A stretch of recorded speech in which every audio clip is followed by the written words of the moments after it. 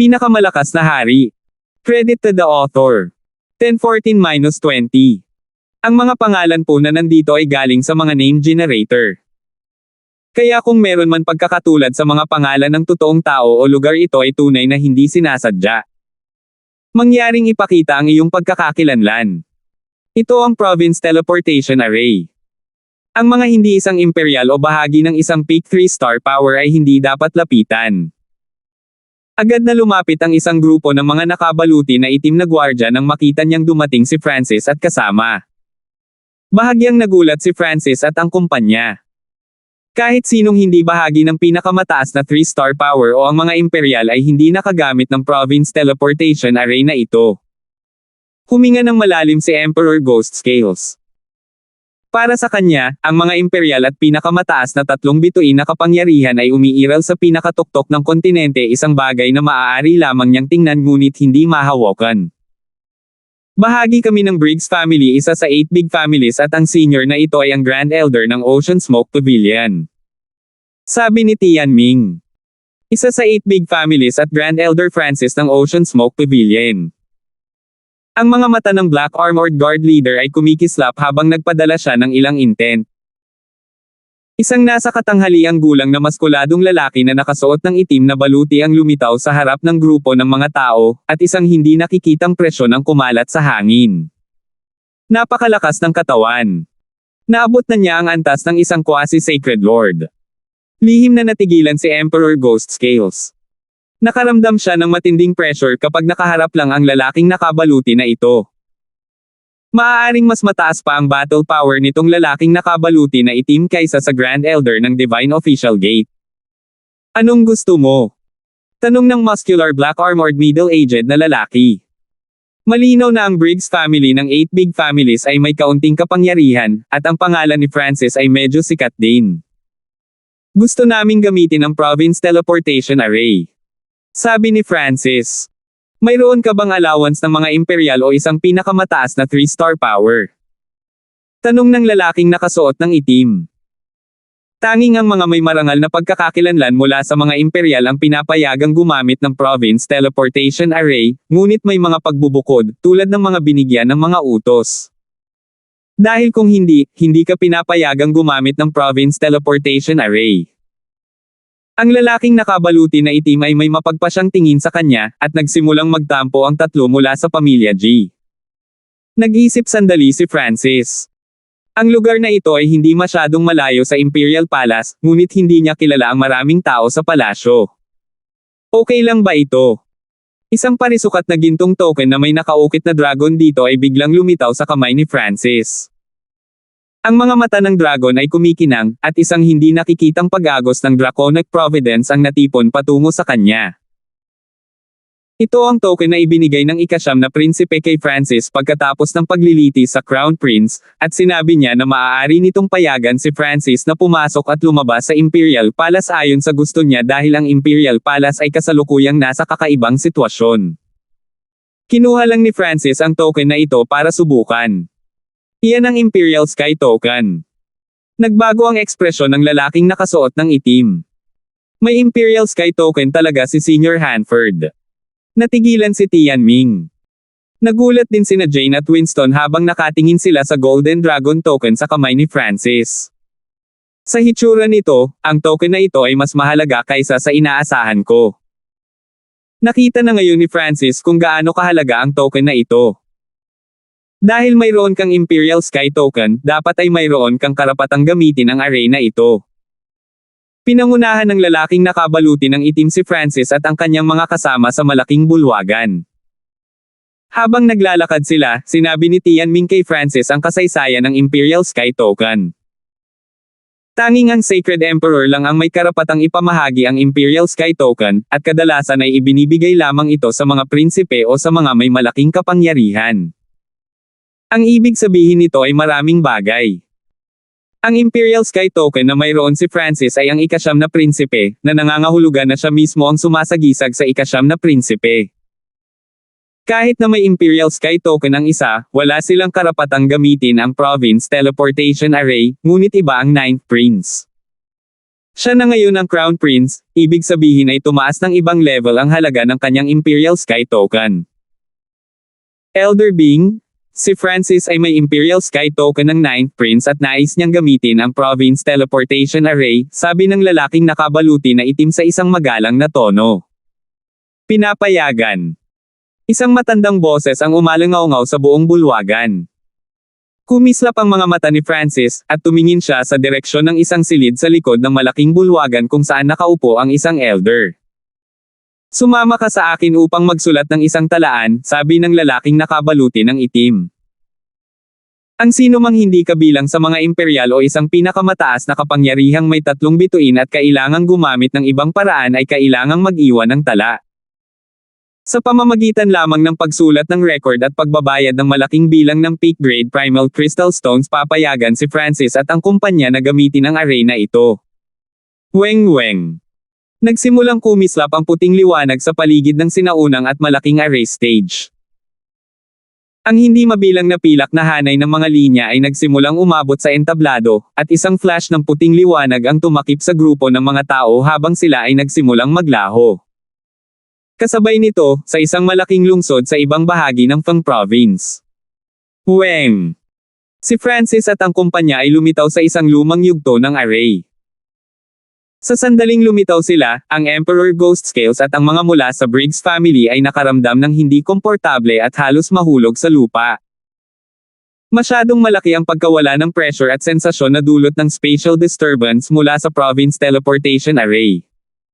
Maging si Francis ay nakaramdam ng bahagyang hindi komportable. Ang lahat ay lumitaw sa spiritual palace ng isang malaking lungsod, at ang array stage sa ibaba ng mga ito ay ginamit para sa normal na teleportasyon. Mukhang isang paraan lang ang pupuntahan ng Province Teleportation Array, sabi ni Winston sa mababang tono. Nangangahulugan ito na, habang ang Province Teleportation Array ay maaaring kumonekta sa normal na teleportation array sa iba pang mga probinsya, ang iba pang teleportation array ay hindi makabalik sa Province Teleportation Array sa Imperial City. Feng Province. Binulong ni Francis ang dalawang salitang ito. Ito ang teritoryo ng pamilya Duanmo. Bagamat hindi nagustuhan ng pamilya Duanmo si Francis, hindi nila mapigilan si Francis na gamitin ang array dito. Inilihim pa rin si Hanford Yufei tungkol sa sitwasyon ng kasal, ngunit naniniwala si Francis na hindi ito may tatago ng pamilya Duanmo ng napakatagal. Tara na. Ang grupo ng mga tao ay nakaupo sa lumilipad na nagninangas na karwahe at nag-iwan ng bakas ng 7 kulay na usok habang sila ay umalis sa napakabilis na bilis. Bago sila umalis sa spiritual palace, bahagyang nanginginig ang kaliwang braso ni Francis at nag-iwan ng marka ng Misty Spatial World. Sa totoo lang, gagawin ito ni Francis pagdating niya sa bawat probinsya. Nangangahulugan ito na hindi na niya kakailanganing gamitin ang mga teleportation array sa hinaharap dahil maaari na lang niyang gamitin ang Misty Spatial World sa halip na dumaan sa bawat probinsya. Gayunpaman, sa kasalukuyang lakas ni Francis, medyo mahirap para sa kanya na direktang dumaan sa ibang probinsya, lalo na kung may kasama siyang iba. Dahil ginamit nila ang Province Teleportation Array para magtungo sa mga frontline, ang oras na kailangan nila para makarating sa kanilang destinasyon ay nabawasan ng husto. Dagdag pa sa katotohanan na ang lumilipad na nagninangas na kulisya ay naglalakbay sa pinakamabilis na bilis, makakarating sila sa kanilang destinasyon sa loob ng 3 buwan. Nagsimulang maging excited ang lahat sa hindi malamang dahilan. Ang iba ay lahat ay umunlad ng husto sa ilalim ng gabay ni Francis. Sa kanila, ang Emperor Ghost Scales ay higit na umunlad. Siya ay orihinal na nakakuha ng Inheritance Sacred Weapon mula sa libingan ng Sacred Lord na iyon, samantalang ang Divine Official Gate ay nakakuha ng mga kasanayan at lihim na diskarte. Gayunpaman, pareho na sila ngayon ng Emperor Ghost Scales. Dagdag pa sa katotohanan na si Francis ay nagbigay sa kanya ng ilang cultivation resources, ang Emperor Ghost Scales ay nakapagpapalabas na ng kalahati ng kapangyarihan ng Inheritance Sacred Weapon, at ang kanyang battle power ay tumaas ng husto. Biglang lumitaw ang figure ni Francis sa Misty Spatial World kasama ang isang tumpok ng mga pinaso na kahoy at mga sanga. Binubuo niya ang kanyang little world of illusion sa loob ng Ancient Dream Realm at nakasalubong niya ang isang bagyo. Ang swerte ko ay maganda. Nagpakita si Francis ng isang masayang ekspresyon. Ang kapangyarihan ng God Tribulation Lightning sa loob ng ulo ng demigod ay halos naubos na, ngunit sa kabutihang palad, si Francis ay mayroon na ngayong isa pang pinagmumula ng kidlat, ang sinaunang kidlat mula sa Ancient Dream Realm. Gayunpaman, ang panahon sa Ancient Dream Realm ay random na nagbago, at maaari lamang siyang umasa sa swerte upang makatagpo ng isang bagyo. Bilang karagdagan, ang kapangyarihan ng sinaunang kidlat ay hindi mapangalagaan sa napakatagal na panahon.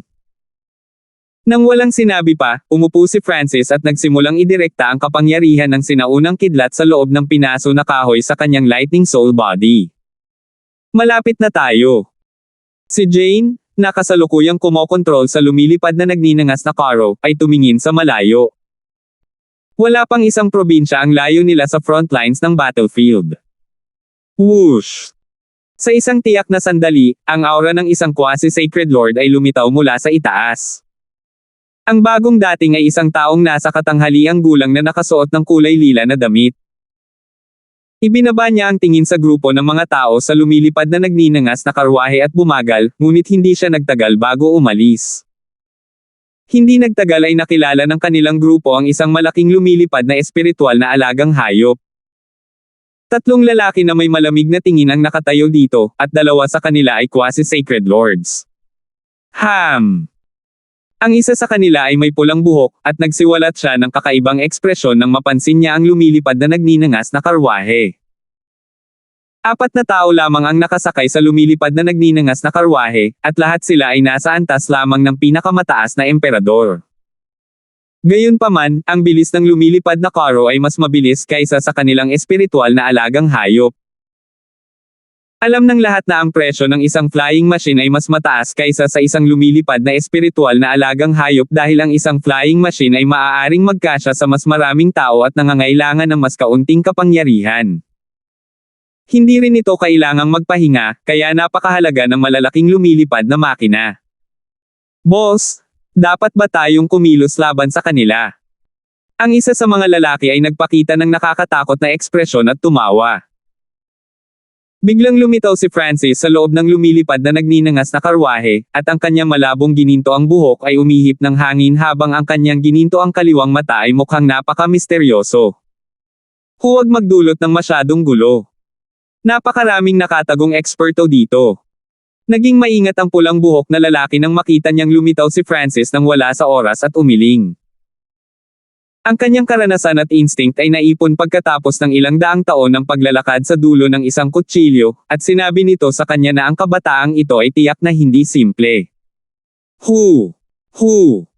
Ang malaking espiritual na alagang hayop ay nagsimulang dahan-daang lumipad palayo.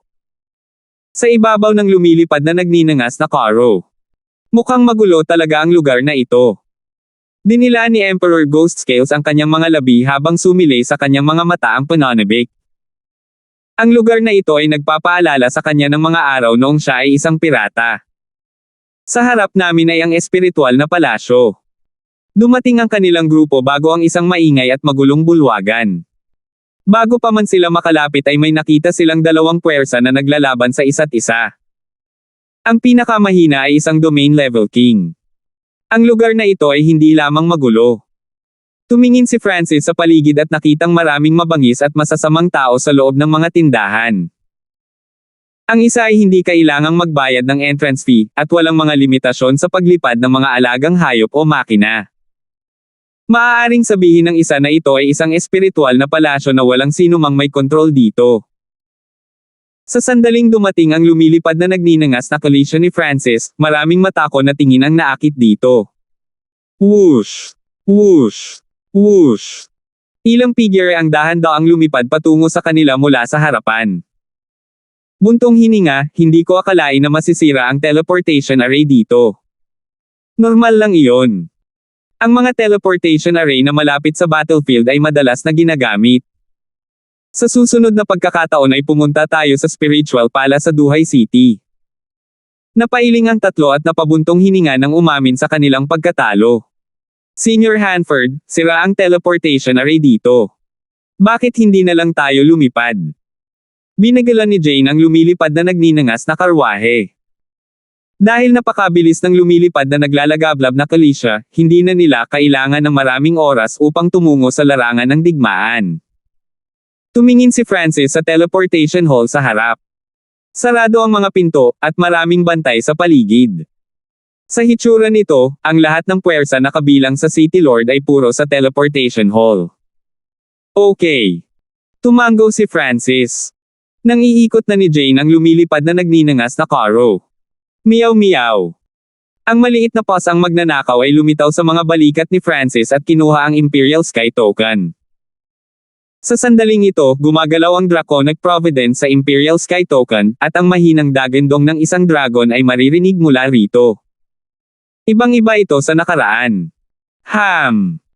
Kinuha ni Francis ang Imperial Sky Token at inilagay ang kanyang spiritual sense dito. Isang sensasyon ang agad na pumasok sa kanyang isipan. Ito ay hindi maganda. Biglang itinaas ni Francis ang kanyang ulo, at ang kanyang gininto ang kaliwang mata ay nakalock sa teleportation hall sa di kalayuan. Nakita ni Francis ang ibabaw ng spiritual palace at ang hadlang na naghihiwalay dito sa labas ng mundo. Ang matandang Ying at ang ika-9 na prinsipe ay naroon mismo sa espiritual na palasyo. 10:15. Sa loob ng bulwagan kung saan matatagpuan ang teleportation array, ang Ninth Prince at Old Ying ay napapaligiran ng 5 tao na nakaitim na damit. Pinalibutan ng Draconic Providence ang ika-9 na prinsipe at pinataas ang kanyang lakas sa pakikipaglaban sa antas ng isang sagradong Panginoon. Hawak niya ang isang sinaunang berdeng espada ng kidlat at humahampas pasulong, nagpapadala ng kidlat sa kalangitan. Petty tricks. Isang lalaking nakasuot ng itim na maskara at may hawak na isang madilim na berdeng dagger na marahang hiniwa sa hangin, at isang masamang pag-agos ng sacred power ang dumurog sa kidlat. Ito ay hindi maganda. Tumayo si matandang Ying sa likod ng ika-9 na prinsipe. Tumutulo ang dugo mula sa kanyang dibdib, at sa paligid nilang dalawa ay ang katawan ng mahigit 100 gwardya. Bagamat ang lakas ng labanan ng ika-9 na prinsipe ay umabot sa antas ng isang sagradong Panginoon sa pamamagitan ng pag-asa sa kanyang Draconic Providence, hindi pa rin siya katugma sa lalaking ito na may maskara. Bukod sa lalaking may maskara, ang natitirang mga taong nakaitim ay umabot na sa antas ng quasi-sacred lords, at sila ay nireranggo sa paligid ng ika-20 sa assassination ranking ng Black Screen Corner. Ang itim at puting mystic power ay nagngangalit sa hangin sa itaas ng bulwagan habang patuloy na tumutunog ang mga pagsabog. Ang isang malaking hanay ay nakapalibot sa bulwagan at hinaranggan ang mga shockwaves mula sa labanan pati na rin ang lahat ng nasa loob nito. Sagradong Panginoon Ansong, mamamatay ka rin dito ngayon. Isang payat na lalaki na nakasuot ng dark gray na baluti at may hawak na itim na sibat ang biglang tumalsik ng sibat. Bam! Bam! Isang malabo ng mga itim na sibat ang tumusok sa bulwagan. Sacred Lord Black Shark, sino ang nagpadala sa iyo dito para patayin ang Ninth Prince?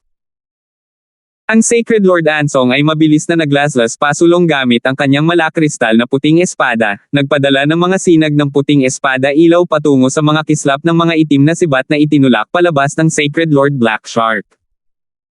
Ang Sacred Lord Black Shark ay isang Sacred Lord na nireranggo sa nangungunang 10 assassin ng Black Screen Corner. Siya ay naiiba sa ibang mga assassin. Ang Sacred Lord Black Shark ay uhaw sa dugo at tinapos ang kanyang mga target gamit ang hilaw na kapangyarihan. Tumigil ka na sa pagsasalita ng napakaraming kalokohan. Napamura ang Sacred Lord Black Shark habang tinutusok ang kanyang sibat, at isang bola ng itim na liwanag na may madilim na aura ang yumanig sa hangin pagdating nito sa harap ng Sacred Lord Ansong. Boom! Bam! Ipinadala ang Sacred Lord Ansong na lumipad sa hanay sa likuran niya. Sagradong Panginoon Ansong. Malabo ang mata ni matandang Ying. Ligtas ang kanilang paglalakbay dito, ngunit hindi niya inaasahan na ang panganib ay may tatago hanggang sa huling sandali. Dito nagtago ang mga assassin sa paghihintay sa Ninth Prince at kinuha ang kontrol sa buong teleportation hall.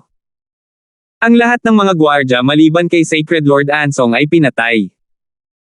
Isang napakahusay na hanay ang naset up sa paligid ng bulwagan, at hinaranggan nito ang lahat ng ingay at kapangyarihan sa loob.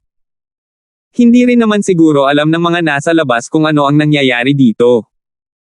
Pamamaraan ng White Flowing Sword. Muling sumulong si Sacred Lord Ansong na nagpapakita ng napakalalim na sword intent. Kasabay nito, pinagsama niya ang projection ng kanyang little world sa realidad. Ang buong bulwagan ay tila natatakpan ng walang limitasyong puting liwanag habang ang sword intent ay bumaril sa kalangitan. Whoosh! Whoosh! Hindi mabilang na mga larawan ng mga puting espada ang sumunod sa momentum ni Sacred Lord Ansong at tumusok patungo sa Sacred Lord Black Shark. Break! Isang alon ng magulong kadiliman ang biglang lumitaw sa likod ng Sacred Lord Black Shark at winasak ang lahat ng imahe ng puting liwanag ng espada. Medyo nasira din ang kapangyarihan ng Little World Projection ng Sacred Lord Ansong. Hindi maganda, malapit nang matalo si Sacred Lord Ansong. Nakaramdam ng solemn na ang matandang Ying. Ang Sacred Lord Ansong ay hindi katugma ng Sacred Lord Black Shark, at ang ika-9 na prinsipe ay hindi kayang tumayo ng matagal laban sa lalaking nakamaskara. Matandang Ying, huwag kang mag-alala. Parating na ang tulong. Ang ika-9 na prinsipe ay biglang nagpahayag ng isang masayang ekspresyon. Sandaling natigilan ang matandang Ying. Medyo matagal na silang nakakulong dito.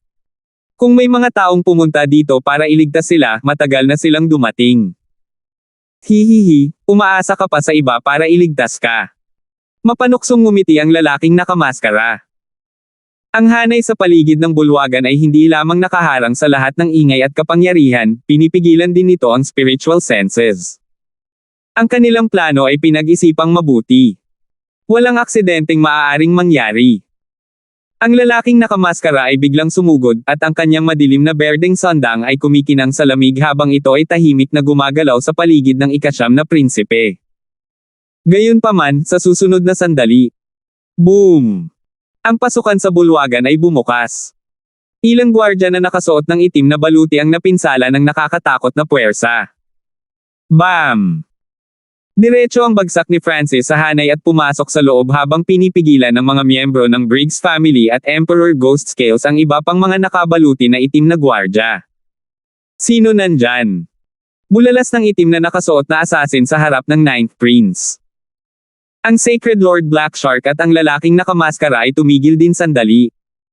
Francis! Napasigaw sa tuwa ang ika-9 na prinsipe. Ilang sandali ang nakalipas, naramdaman niya ang pagkakaroon ng kanyang Imperial Sky Token. Ibinigay niya ang kanyang Imperial Sky Token kay Francis, at ito ang dahilan kung bakit alam niya na siya ay maliligtas. Ang matandang Ying ay may nagulat na ekspresyon. Bakit nandito si Francis? Kasabay nito, napagtanto niya na ang array ay tila napakadaling masira mula sa labas. Dahil pumasok ka, wala kang pagkakataong umalis. Nagalit si Sacred Lord Black Shark habang nagmensahe siya sa ibang tao. Kasabay nito, ang lalaking nakamaskara at ang iba pang nakaitim na nakapaligid sa ika-9 na prinsipe at matandang Ying ay iniwan sila sa likod at sinugod si Francis. Alam nila ang tunay na lakas ni Francis, ngunit mayroon silang isang Sacred Lord at 4 na quasi-Sacred Lords. Tiyak na magagawa nilang sugpuin si Francis. Pang! Pang! Boom! Ang Sacred Lord Black Shark ay biglang nagpakawala ng mas maraming kapangyarihan at sumingit kay Sacred Lord Ansong, na parang gusto niyang tapusin ang laban sa lalong madaling panahon. Francis, isa ka rin sa mga target ng Black Corner Screen. Ibig sabihin, makakatapos tayo ng 2 top 10 target ng sabay. Tuwang-tuwa ang lalaking nakamaskara at ang iba pang nakaitim. Ang kailangan lang nilang gawin ay itigil si Francis hanggang matapos ang Sacred Lord Black Shark kay Sacred Lord Ansong. Matatapos din ang lahat pagkatapos noon. Sa iyo lang. Napangiti si Francis nang magsimulang bumaril ang eye intent mula sa kanyang kaliwang mata. Forbidden Illusion Lost World. Isang surge of soul power mula sa kanyang lightning soul body ang pumasok sa kanyang kaliwang mata. Ang kaliwang mata ni Francis ay naging isang mundo ng walang limitasyong lila at ginto, at ito ay nagdulot ng labis na kaakit-akit na sensasyon. Weng! Ang 5 nasa harap ni Francis ay likas na tumingin sa mata ni Francis, at sa susunod na sandali, nawalan sila ng kontrol sa kanilang malay at nagsimulang magpumiglas. Ang lalaking nakamaskara ay umatras ng ilang dosenang hakbang at ganap na inilipat ang kanyang soul intent, ngunit ang apat na quasi-sacred lords ay sinubukang magpumiglas ng ilang sandali bago mawala ang lahat ng liwanag sa kanilang mga mata at hindi makagalaw. Ito. Ang lalaking nakamaskara ay nagpakatatag nang makita ang hindi makapaniwalang ekspresyon sa kanyang mukha. Bagamat mabilis siyang umatras para takasan ang saklaw ng eye bloodline technique ni Francis, ang ilusyon ay nagkaroon pa rin ng napakalaking epekto sa kanya. Higit pa rito, ang apat na quasi-sacred lords ay kumikilos na parang mga brain-dead, at nakatayo lang sila doon. Paano ito posible? Nanginig ang kaluluwa ng lalaking nakamaskara. Kailangang malaman ng isa na ang mga quasi-sacred lord na kasama nila ay pawang mga super assassin mula sa black corner screen. Hindi sila mas mahina kaysa sa quasi-sacred lords na nakibahagi sa paglilitis sa Crown Prince. Gayunpaman, isang sulyap mula kay Francis ay agad silang natalo. Black Shark, mas mabilis. Galit at nagulat na ekspresyon ang ipinakita ng lalaking nakamaskara habang nagmensahe. Ang dami mong basura. Ang Sacred Lord Black Shark ay umungol sa galit. Halatang nakita niya rin ang nangyayari. Si Francis ay naging mas malakas kaysa noong siya ay nasa paglilitis sa Crown Prince. Wala silang kaalaman tungkol sa malalakas na ilusyong ito na mayroon si Francis. Kahit na ang Sacred Lord Black Shark ay mas malakas kaysa Sacred Lord Ansong, napakahirap na talunin siya ng mabilis. Napakalakas. Ang Sacred Lord Ansong ay nagpahayag ng isang masayang ekspresyon habang ipinaikot niya ang kanyang sacred power ng buong lakas upang matigil ang Sacred Lord Black Shark ng ilang sandali. Lalong lumakas si Francis. Isang mahinang ngiti ang ipinakita ni Matandang Ying. Sa hitsura nito, naligtas nga sila. Huweng! Huweng! Huweng! Inilibot ni Francis ang Sacred Lightning Body at naging mas matangkad. Tinakpin ng kidlat ang kanyang katawan habang sumusugod siya sa isang nakakatakot na puwersa ng kidlat. Bam! Bam! Bam! Bam! Ang apat na nakaitim ay pinalipad ni Francis. Walang nakakaalam kung sila ay buhay o patay na. Twilight Dark Shadow. Ang lalaking nakamaskara ay naglaslas gamit ang dark green na dagger, at ang mga layer ng dark green na ilaw ay hiniwa patungo kay Francis. Kasabay nito, pinaikot ng lalaking nakamaskara ang kanyang soul intent para harangan ang soul eye bloodline techniques ni Francis. Weng whoosh! Whoosh! Isang pares ng iskarlate na pakpak ang lumawak sa likod ni Francis. Napakalakas ng lalaking nakamaskara. Si Francis ay hindi nang ahas na harangin ang kanyang mga pag-atake ng direkta dahil ang kanyang sacred lightning body ay hindi pa nakakalusot sa ika-6 na antas. Whoosh! Nag-iwan si Francis ng bakas ng kidlat sa kalangitan habang umiiwas siya sa pag-atake at bumaril patungo sa lalaking nakamaskara. Whoosh! Whoosh! Whoosh! Nagsimulang maging half-transparent ang lalaking nakamaskara habang pinuputol niya ang ilan pang sinag ng madilim na berdeng ilaw bago sinubukang tumakas. Gayunpaman, isang malamig na layunin ang biglang lumitaw mula sa kanyang likuran. Meow meow! Isang parang anino na punyalang tumusok sa likod ng lalaking nakamaskara. Ano? Shadow Kill Imperial Dagger. Nagulat ang ekspresyon ng lalaking nakamaskara. Sinalungat ng Shadow Kill Imperial Daggers ang Sacred Bodies of Mystic Light Realm Sacred Lord sa isang tiyak na antas. Habang siya ay natigilan, isang kritikal na sensasyon ang biglang bumalot sa kanya, at ang maliit na paws ang magnanakaw ay naging isang bahid ng kulay abong liwanag na nawala sa hangin. Alab ng Wind Lightning Eye. Woom! Isang transparent na purple and gold na apoy na may hindi mabilang na mga simbolo ng God Tribulation Lightning ang bumangga sa lalaking nakamaskara. Isang bola ng mapanirang kidlat apoy ang nagsimulang sunugin ang katawan at kaluluwa ng lalaking nakamaskara. Whoosh! Ang mga pakpak sa likod ni Francis ay nagpakawala ng pulang ilaw na nagtulak sa kanyang bilis hanggang sa limitasyon, at hinampis niya ang lalaking nakamaskara. Ang buong proseso ay napakakinis tulad ng isang daloy ng tubig, at nangyari ito sa loob ng 2 paghinga. Boom! Boom! Boom! Nilapitan ni Francis ang lalaking nakamaskara at ibinaon ang kanyang mga kamao sa katawan ng lalaking nakamaskara. Ang Fire of Wind Lightning ni Francis ay naglalaman ng mga simbolo ng God Tribulation Lightning. Kasabay nito, ang kanyang Sacred Lightning Body ay naglalaman ng kapangyarihan ng sinaunang kidlat na lubhang mapanire sa mga sacred bodies. Boom! Laban sa sunod-sunod na suntok ni Francis, ang lalaking nakamaskara ay nabasag sa lupa.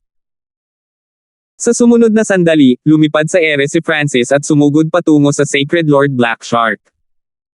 Sa sitwasyong kasing delikado nito, tiyak na hindi magiging madali si Francis sa kaaway. Ang daming walang kwentang basura. Ang Sacred Lord Black Shark ay ganap na pinigilan si Sacred Lord Ansong. Kung mayroon pa siyang 10 hininga, nanalo sana siya, ngunit hindi man lang mapigilan ng kanyang mga kasama si Francis ng 5 paghinga. Magaling! Tuwang-tuwa si Sacred Lord Ansong. Ang lakas ni Francis ay lumampas sa kanyang inaasahan. Talagang nagawa niyang tapusin ang iba ng napakabilis. Nagpakita ng masamang ekspresyon si Sacred Lord Black Shark nang tumalikod siya at piniling tumakas. Masyadong mabilis ang pagbabago ng tubig. Batay sa lakas na ipinakita ni Francis, kung ang Sacred Lord Ansong ay nakipagtulungan kay Francis, kahit ang Sacred Lord Black Shark ay matatalo dito. Bastos ka! Bago makatakas ang Sacred Lord Black Shark, itinutok niya ang kanyang sibat kay Francis, at isang bola ng magulong liwanag ang sumugod kay Francis na parang isang mabangis na petang. Tigilan mo siya! Inikat ni Francis ang kanyang eye intent at bumuo ng purple and gold crystalline spike ng kidlat na tumusok patungo sa Sacred Lord Black Shark. Kasabay nito, ang pag-atake ng Sacred Lord Black Shark ay dumapo kay Francis at itinulak siya pabalik. Napasigaw si Sacred Lord Black Shark, at ang isang dark green na bracelet sa kanyang palso ay kumurap na may madilim na berdeng ilaw na nagpabawa sa pinsalang natamo niya. Whoosh! Ang Sacred Lord Black Shark ay naging bola ng kadiliman at mabilis na tumakbo patungo sa labasan. Malubhang nasugatan si Sacred Lord Ansong at hindi na siya napigilan. Hindi maganda. Kapansin-pansing nagbago ang ekspresyon ni Francis. Nasa labas pa rin ang mga taga-Briggs family na sumunod sa kanya. Kung pipiliin ng Sacred Lord Black Shark na tapusin sila habang tumatakbo siya, hindi na makakalaban si Jane, Emperor Ghost Scales, at kasamahan na may lakas lamang ng isang Peak Emperor. 10:16 Sa labas ng bulwagan, ang tatlo mula sa Briggs family at Emperor Ghost Scales ay nakikipaglaban sa ilang dosenang nakabaluti na gwardya. Hindi binalak ni Francis na pumasok sila, kaya nag-iwan siya ng higit sa 100 gwardya para masubukan nila ang kanilang sarili. Ang mga gwardya na ito ay pawang Peak Tier Kings o Emperor, at sila ay mga subordinate ng Sacred Lord Black Shark. Lahat sila ay mga profesional na assassin, kaya mas may karanasan sila sa pakikipaglaban kaysa sa iba dito. Subukan natin ang hakbang na ito, Blackwind Ghost Claw. Isang higanteng itim na kuko sa likod ng kamay ni Emperor Ghost Scales ang kumislap na may malamig na liwanag at naglabas ng nakakatakot na aura. Whoosh! Ilang dosenang itim na kuko ang biglang lumitaw at bumaril pasulong na parang matalim na talam. Pang! Boom! Nagsimulang magpanik ang 4 na itim na nakabaluti na gwardya laban sa galaw ni Emperor Ghost Scales, at maraming butas ang nahiwa sa kanilang baluti. Hehehehe, hindi naman masama itong Inheritance Sacred Weapon. Matagal nang sinusuri ng Emperor Ghost Scales ang Inheritance Sacred Weapon na ito. Ito ang unang pagkakataon na talagang kinuha niya ito sa labanan, kaya patuloy niyang sinubukan ang iba't ibang mga kasanayan at diskarte dito. Sa kabilang banda, nagtulungan ang tatlo mula sa Briggs family para labanan ang mga natitirang gwardya. Sa kanila, si Jane ang may pananagutan sa pagpigil sa mga gwardya at pagsuporta sa kanila sa pamamagitan ng mga ilusyon, habang sina Winston at Tianming ay gumamit ng mga pag-atake ng ilusyon. Purple Star Illusion Domain. Kumalat ang lilang ambon sa mga mata ni Jane at binalot ang mga nakaitim na gwardya sa malapit. Ang mga isipan ng mga gwardya na ito ay agad na naging magulo, at sila ay nakagawa ng maraming pagkakamali. Mga falling meteor. Ang asul at lilang apoy ay biglang sumabog mula sa mga mata ni Winston. Boom! Boom! Hindi mabilang na asul at lilang naglalagablab na meteorite ang pumuno sa kalangitan sa dimensyon ng kaluluwa at durog pababa. Maaaring durugin ng momentum ang isip ng isang tao at hindi sila makalaban. Ang mutated na purple star eyes ni Winston ang pinakamalakas sa kanilang trio. Ang labanan sa loob ng teleportation hall ay halatang nakakuha ng atensyon ng maraming eksperto sa spiritual palace. Ano ang nangyayari sa loob ng teleportation hall? Nararamdaman ko ang ilang Mystic Light Realm Sacred Lords na nakikipaglaban doon. Huwag na tayong lumapit. Dahil sa nakakagulat na Mystic Light Realm level Magnificent Power, maraming mga eksperto ang makakapanood lamang ng sitwasyon gamit ang kanilang Divine Sense. Hindi sila naglakas loob na pumasok. Gayunpaman, ang isang elder na kulay abo ay may kalmadong ekspresyon habang dahan-dahan siyang lumalapit sa teleportation hall.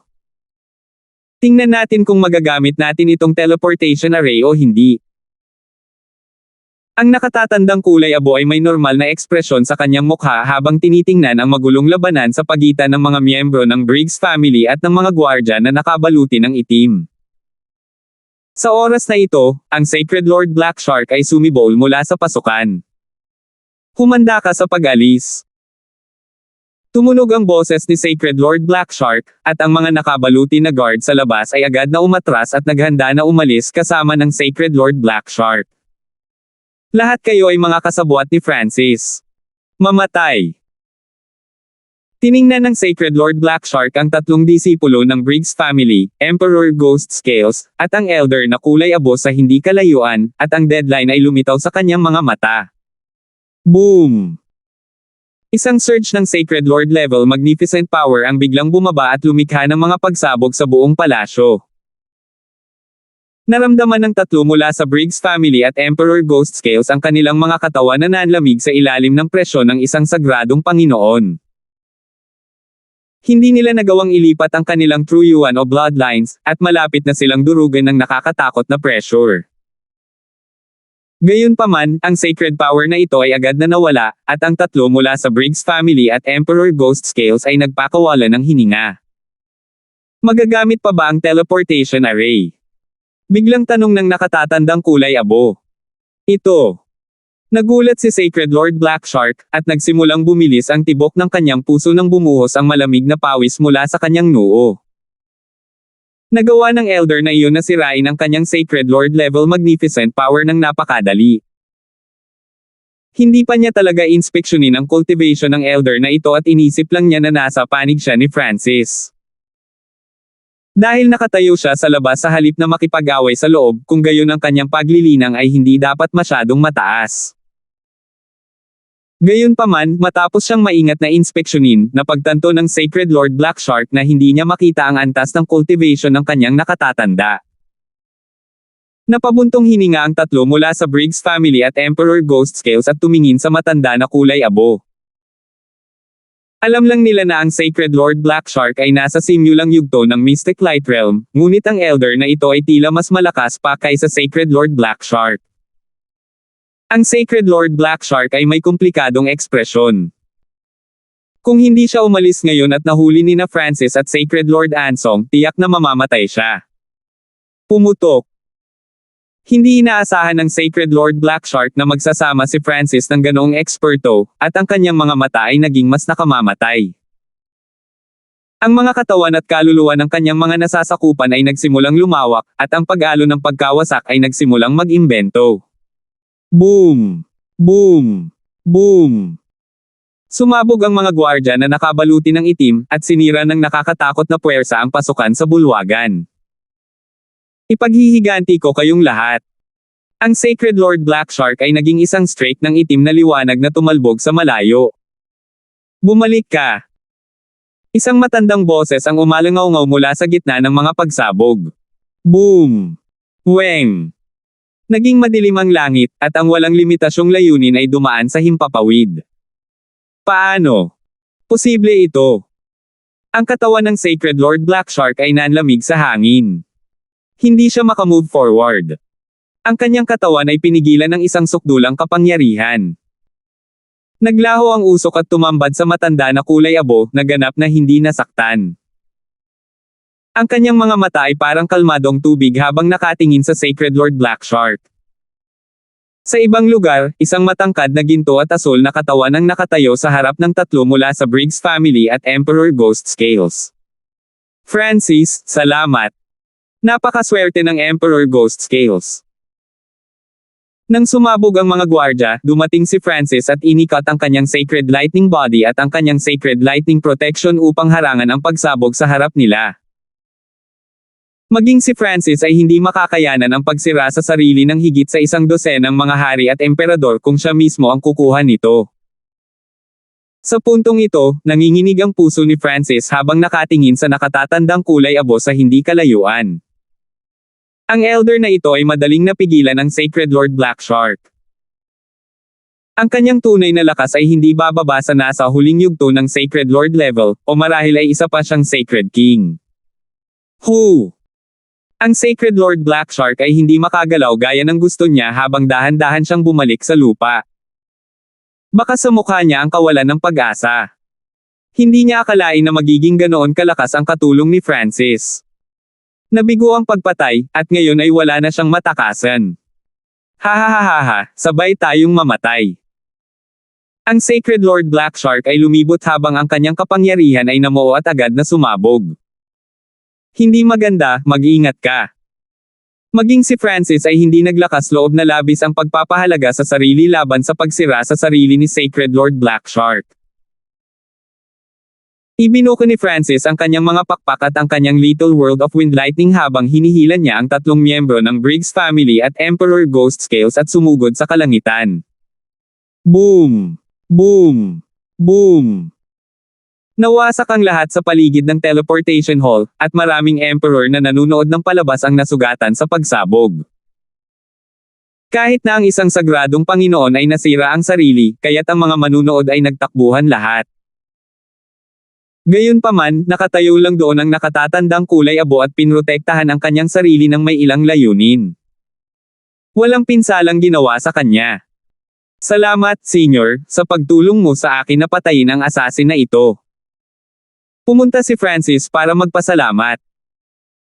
Hindi mahalaga kung sinadya o hindi ang ginawa ng elder na ito kung wala siyang ginawa, malamang na nakatakas ang Sacred Lord Black Shark. Munting kaibigan, magagamit pa ba ang array sa loob ng teleportation hall? Tanong ng nakatatandang kulay abo. Ang kaliwang mata ni Francis ay tumingin sa direksyon ng teleportation array. Ang isang defensive array sa paligid nito ay nawasak, ngunit ang teleportation array mismo ay maayos pa rin. Mabuti pa ang array. Magagamit pa rin. Bumagsak si Francis sa lupa at pinakawalan ang tatlong miyembro ng Briggs family at Emperor Ghost Scales mula sa kanyang Little World of Wind Lightning. Francis, kailangan nating umalis sa lalong madaling panahon, mensahe ni Old Ying. Si Old Ying, ang ikasyam na prinsipe, at ang Sacred Lord na si Ansong ay medyo malayo sa pagsabog, kaya hindi sila nasugatan. Gayunpaman, ang tatlo sa kanila ay nasugatan kanina, ang kanilang mga posisyon ay nahayag, at ang lugar na ito ay lubhang hindi ligtas. Halimbawa, ang nakatatandang kulay abo sa labas ay may hindi nasusukat na lakas. Kung siya ay isang kaaway, sila ay patay na. Kailangan nilang pumunta sa larangan ng digmaan at iulat ito sa mga imperial. Senior, kung ayaw mong sumama sa amin.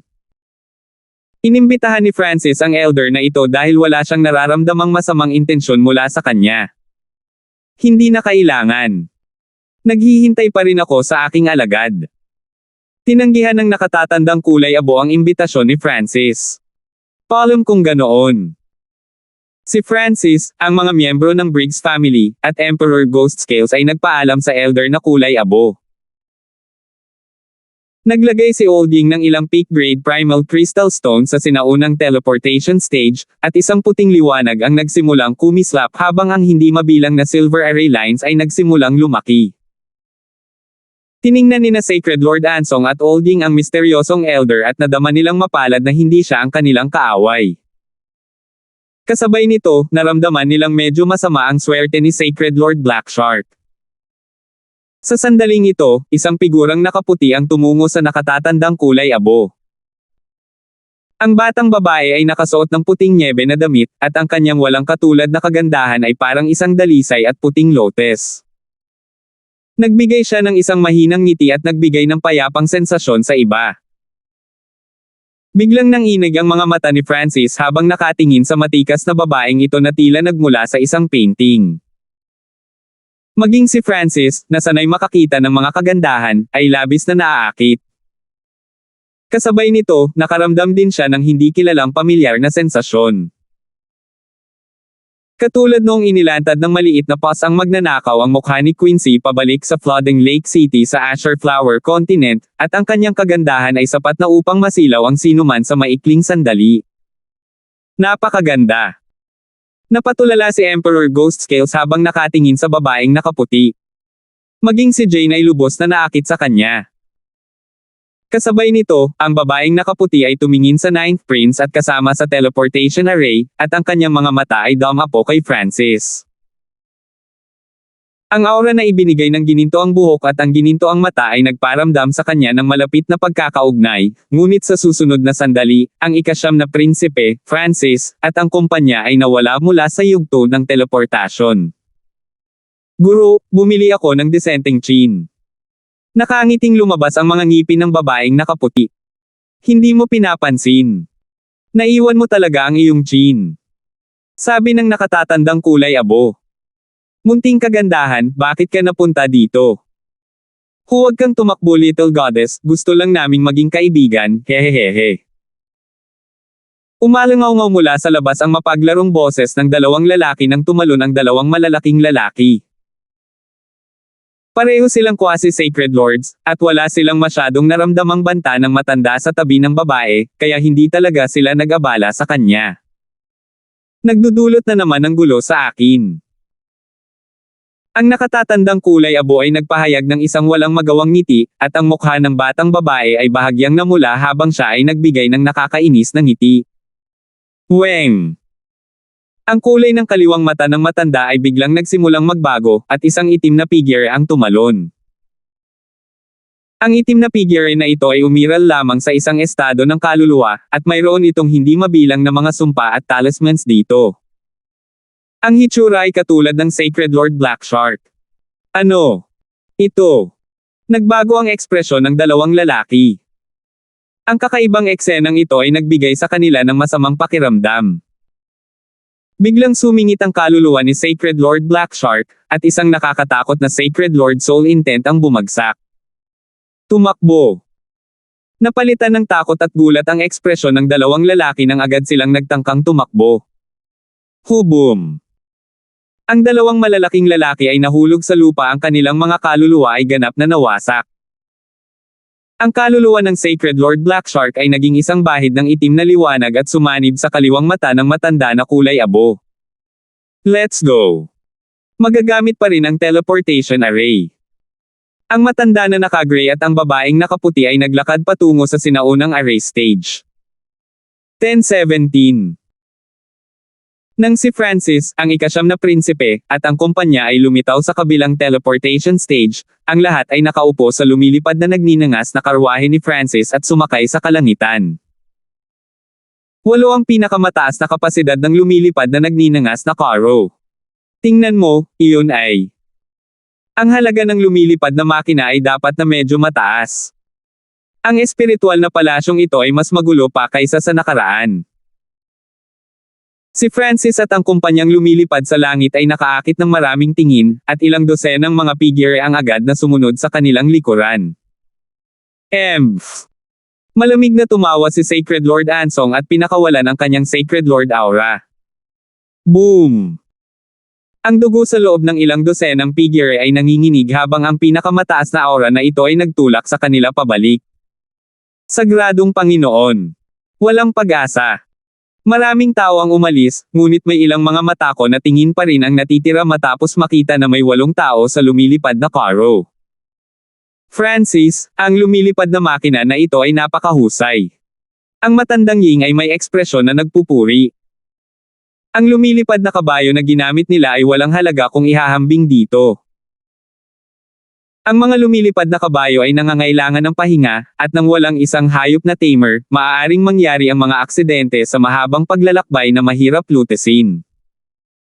Ito ay na-upgrade ng isang blacksmith array master sa Chen Province, sagot ni Tianming, na madalas magsalita. Ang little friend na si Francis ay talagang mabangis at malakas tulad ng mga chismis. Isang mahinang ngiti ang ipinakita ng Sacred Lord Ansong. Siya ay ipinadala ng mga imperial upang protektahan ang ika-9 na prinsipe. Siyempre, marami din siyang kasama. Gayunpaman, may malaking pagkakaiba sa pagitan nila at ng grupo ni Sacred Lord Black Shark. Sa pagkakataong ito, kung hindi dahil kay Francis, lahat sila ay namatay sa loob ng bulwagan. Francis, paano mo kami nahanap? Tinanong ni Matandang Ying kung ano ang pinagtataka niya. Hinarang ng array ang lahat ng tunog, kapangyarihan, at spiritual senses. Nang matrap sila sa loob, walang nakapasok. Ito. Isang panisukat na gintong token na may nakalagay na dragon ang lumitaw sa kamay ni Francis. Imperial Sky Token. Agad na naunawaan ni Old Ying at Sacred Lord Ansong. Bagaman ang Imperial Sky Token ay sumisimbolo sa katayuan ng isang imperial, mayroon itong ibang kakayahan. Upang madagdagan ang kapangyarihan ng Draconic Providence ng nagsusuot. Mayroon pa ring kaunting Draconic Providence ng 9th Prince sa loob ng Imperial Sky Token. Dati, ang 9th Prince ay umaasa sa kanyang Draconic Providence para lumaban, kaya kitang-kita niya ang Imperial Sky Token sa hindi kalayuan. Gayunpaman, nagulat ang dalawa sa katotohanan na ibinigay ng 9th Prince ang kanyang Imperial Sky Token kay Francis. Marahil ito ay karma. Sino ang gustong pumatay sa Crown Prince? Tanong ni Emperor Ghost Scales. Para sa kanya, ang Crown Prince ang taong may pinakamarangal na pagkakakilanlan na nakita niya. Wala kaming clue. Malungkot ang ekspresyon ng Matandang Ying. Ang mga mamamatay tao ay responsable lamang sa pagkuha ng mga misyon at pagtatapos ng mga target. Wala silang pakialam sa anumang bagay. Sa makatuwid, kahit na nanalo ang kanilang mga target at naiwan ang ilan sa kanila na buhay, hindi sila makakakuha ng anumang impormasyon. Bagamat pinaplano nilang iulat ito pagdating nila sa kanilang destinasyon, malamang na wala silang malalaman. Francis, ang huling hinto natin ay nasa teritoryo ng Tonner family. Babala ng Matandang Ying. Bukod sa Emperor Ghost Scales, alam ng lahat ng naroroon ang tungkol sa awayan sa pagitan ni Francis at ng Tonner family. Gayunpaman, wala silang magagawa tungkol dito. Ang Tonner family ang pangunahing lugar kung saan umaatake ang mga hindi tao. Binabantayan ng Sacred King Feather Spirit ang lugar, at kailangan muna nilang pumunta doon. Kuya Hanford, walang gagawin sa iyo ang Tonner family. Agad na tumayo ang 9th Prince. Sa kasalukuyang pagkakakilanlan ng ika-9 na prinsipe, ang Tonner family ay hindi maglalakas loob na gumawa ng anuman kay Francis, kahit nasa ibabaw. May mga dalubhasa at puwersa ng bawat uri sa daan. Karamihan sa kanila ay sumama sa mga frontline upang magtipon ng mga battle point at ipagpalit ang mga ito para sa mahalagang mga mapagkukunan. Ang ilan ay narito dahil sila ay uhaw sa dugo o nais na makakuha ng higit pang karanasan. Makalipas ang mga 10 araw, dumating ang grupo sa harap ng isang malaki, nakamamanghang ginto at pulang palasyo. Isang mabangis na aura ng pagpatay ang bumalot sa kanila. Isang grupo ng mga tao ang magpapatrolya sa paligid ng ginto at pulang palasyo sa bawat 10 metro. Naglabas ng token ang ika-9 na prinsipe at ipinakita ito sa mga nagbabantay sa lungsod. Pinangunahan ng mga gwardya na ito ang kanilang grupo papasok sa palasyo. Matapos silang pangunahan ng 3 magkakaibang grupo, sa wakas ay dumating sa pinakasentro ang ika-9 na prinsipe at ang kumpanya. Hintayin mo ako sa labas, sabi ng ika-9 na prinsipe sa iba. Bukod sa Sacred Lord Ansong, walang ibang may karapatang pumasok. Sasabihin ko sa iyo ang tungkol sa sitwasyon ng Great Gun Lord Dynasty, biglang sabi ni Old Ying. Ang iba ay walang magawa, at mabuti para sa kanila na malaman kung paano nangyayari ang digmaan. Ang kalahati ng lugar sa 3 probinsya ay bumagsak. 1 milyong milya ang layo sa atin ay ang tanggulan ng mga hindi tao. Sabi ni Olding sa mataimtim na tono. Nagbago ang ekspresyon ng lahat matapos marinig ang sinabi ni Olding, at tumingin sila sa harapan. Ang digmaan sa pagitan ng dalawang Lord Dynasties ay tumagal ng mahigit 1 taon, at bagamat nagawa ng Great Gunlord Dynasty na ibalik ang kanilang unang disbentaha, wala silang kakayahang bawiin ang lupang nawala sa kanila. Dahil ang isang bahagi ng 3 probinsyang iyon ay bumagsak, ang digmaan ay pangunahing nakabatay sa 3 lalawigang ito. Ang 3 probinsyang ito ay Ling Province, kung saan nakabase ang Tonner family. Shuang Province, kung saan nakabase ang Yu family. At lalawigan ng Lan, kung saan namuno ang palasyo ni Grand Duke Lan. Lalawigan ng Lan, palasyo ni Grand Duke Lan. Tanong ni Francis. Tama. Ang palasyo ni Grand Duke Lan ay isa sa mga puwersang sumusuporta sa kanyang kamahalan. Ang matandang Ying ay may solemna na tono. Sa paglilitis sa Crown Prince, si Darlene ay nagmula sa Grand Duke Lan's Palace. Ang lalawigan ng Lan ang pinakamahinang lalawigan sa 3. Saan tayo itatalaga? Tanong ni Winston. Maghintay. Isang salita ang sinabi ni matandang Ying. Naunawaan ng lahat na malalaman lamang nila ang resulta pagkatapos lumabas ang ika-9 na prinsipe at banal na Panginoong Ansong. Para sa kanila, ang pinakamagandang pagpipilian ay kung pupunta sila sa probinsya ng Yu family dahil nasa iisang panig sila ngayon. Bagamat suportado ng Lan Province ang 9th Prince, medyo mahina ang kabuoang lakas ng Lan Province, at hindi sila ang kalaban ng mga hindi tao. Hindi magandang lugar para sa 9th Prince na magpakita ng magagandang resulta.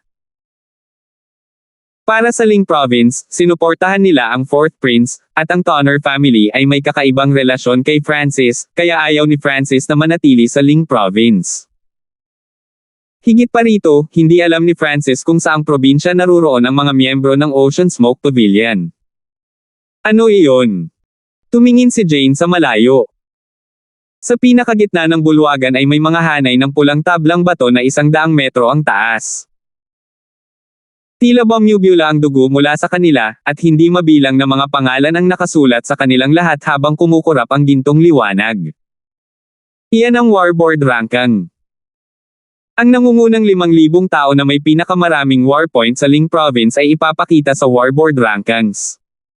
Paliwanag ni Olding. Ang Warboard Ranking ay upang hikayatin ang mga sundalo ng Great Gunlord Dynasty na pumatay ng mas maraming kaaway at maging mas matapang.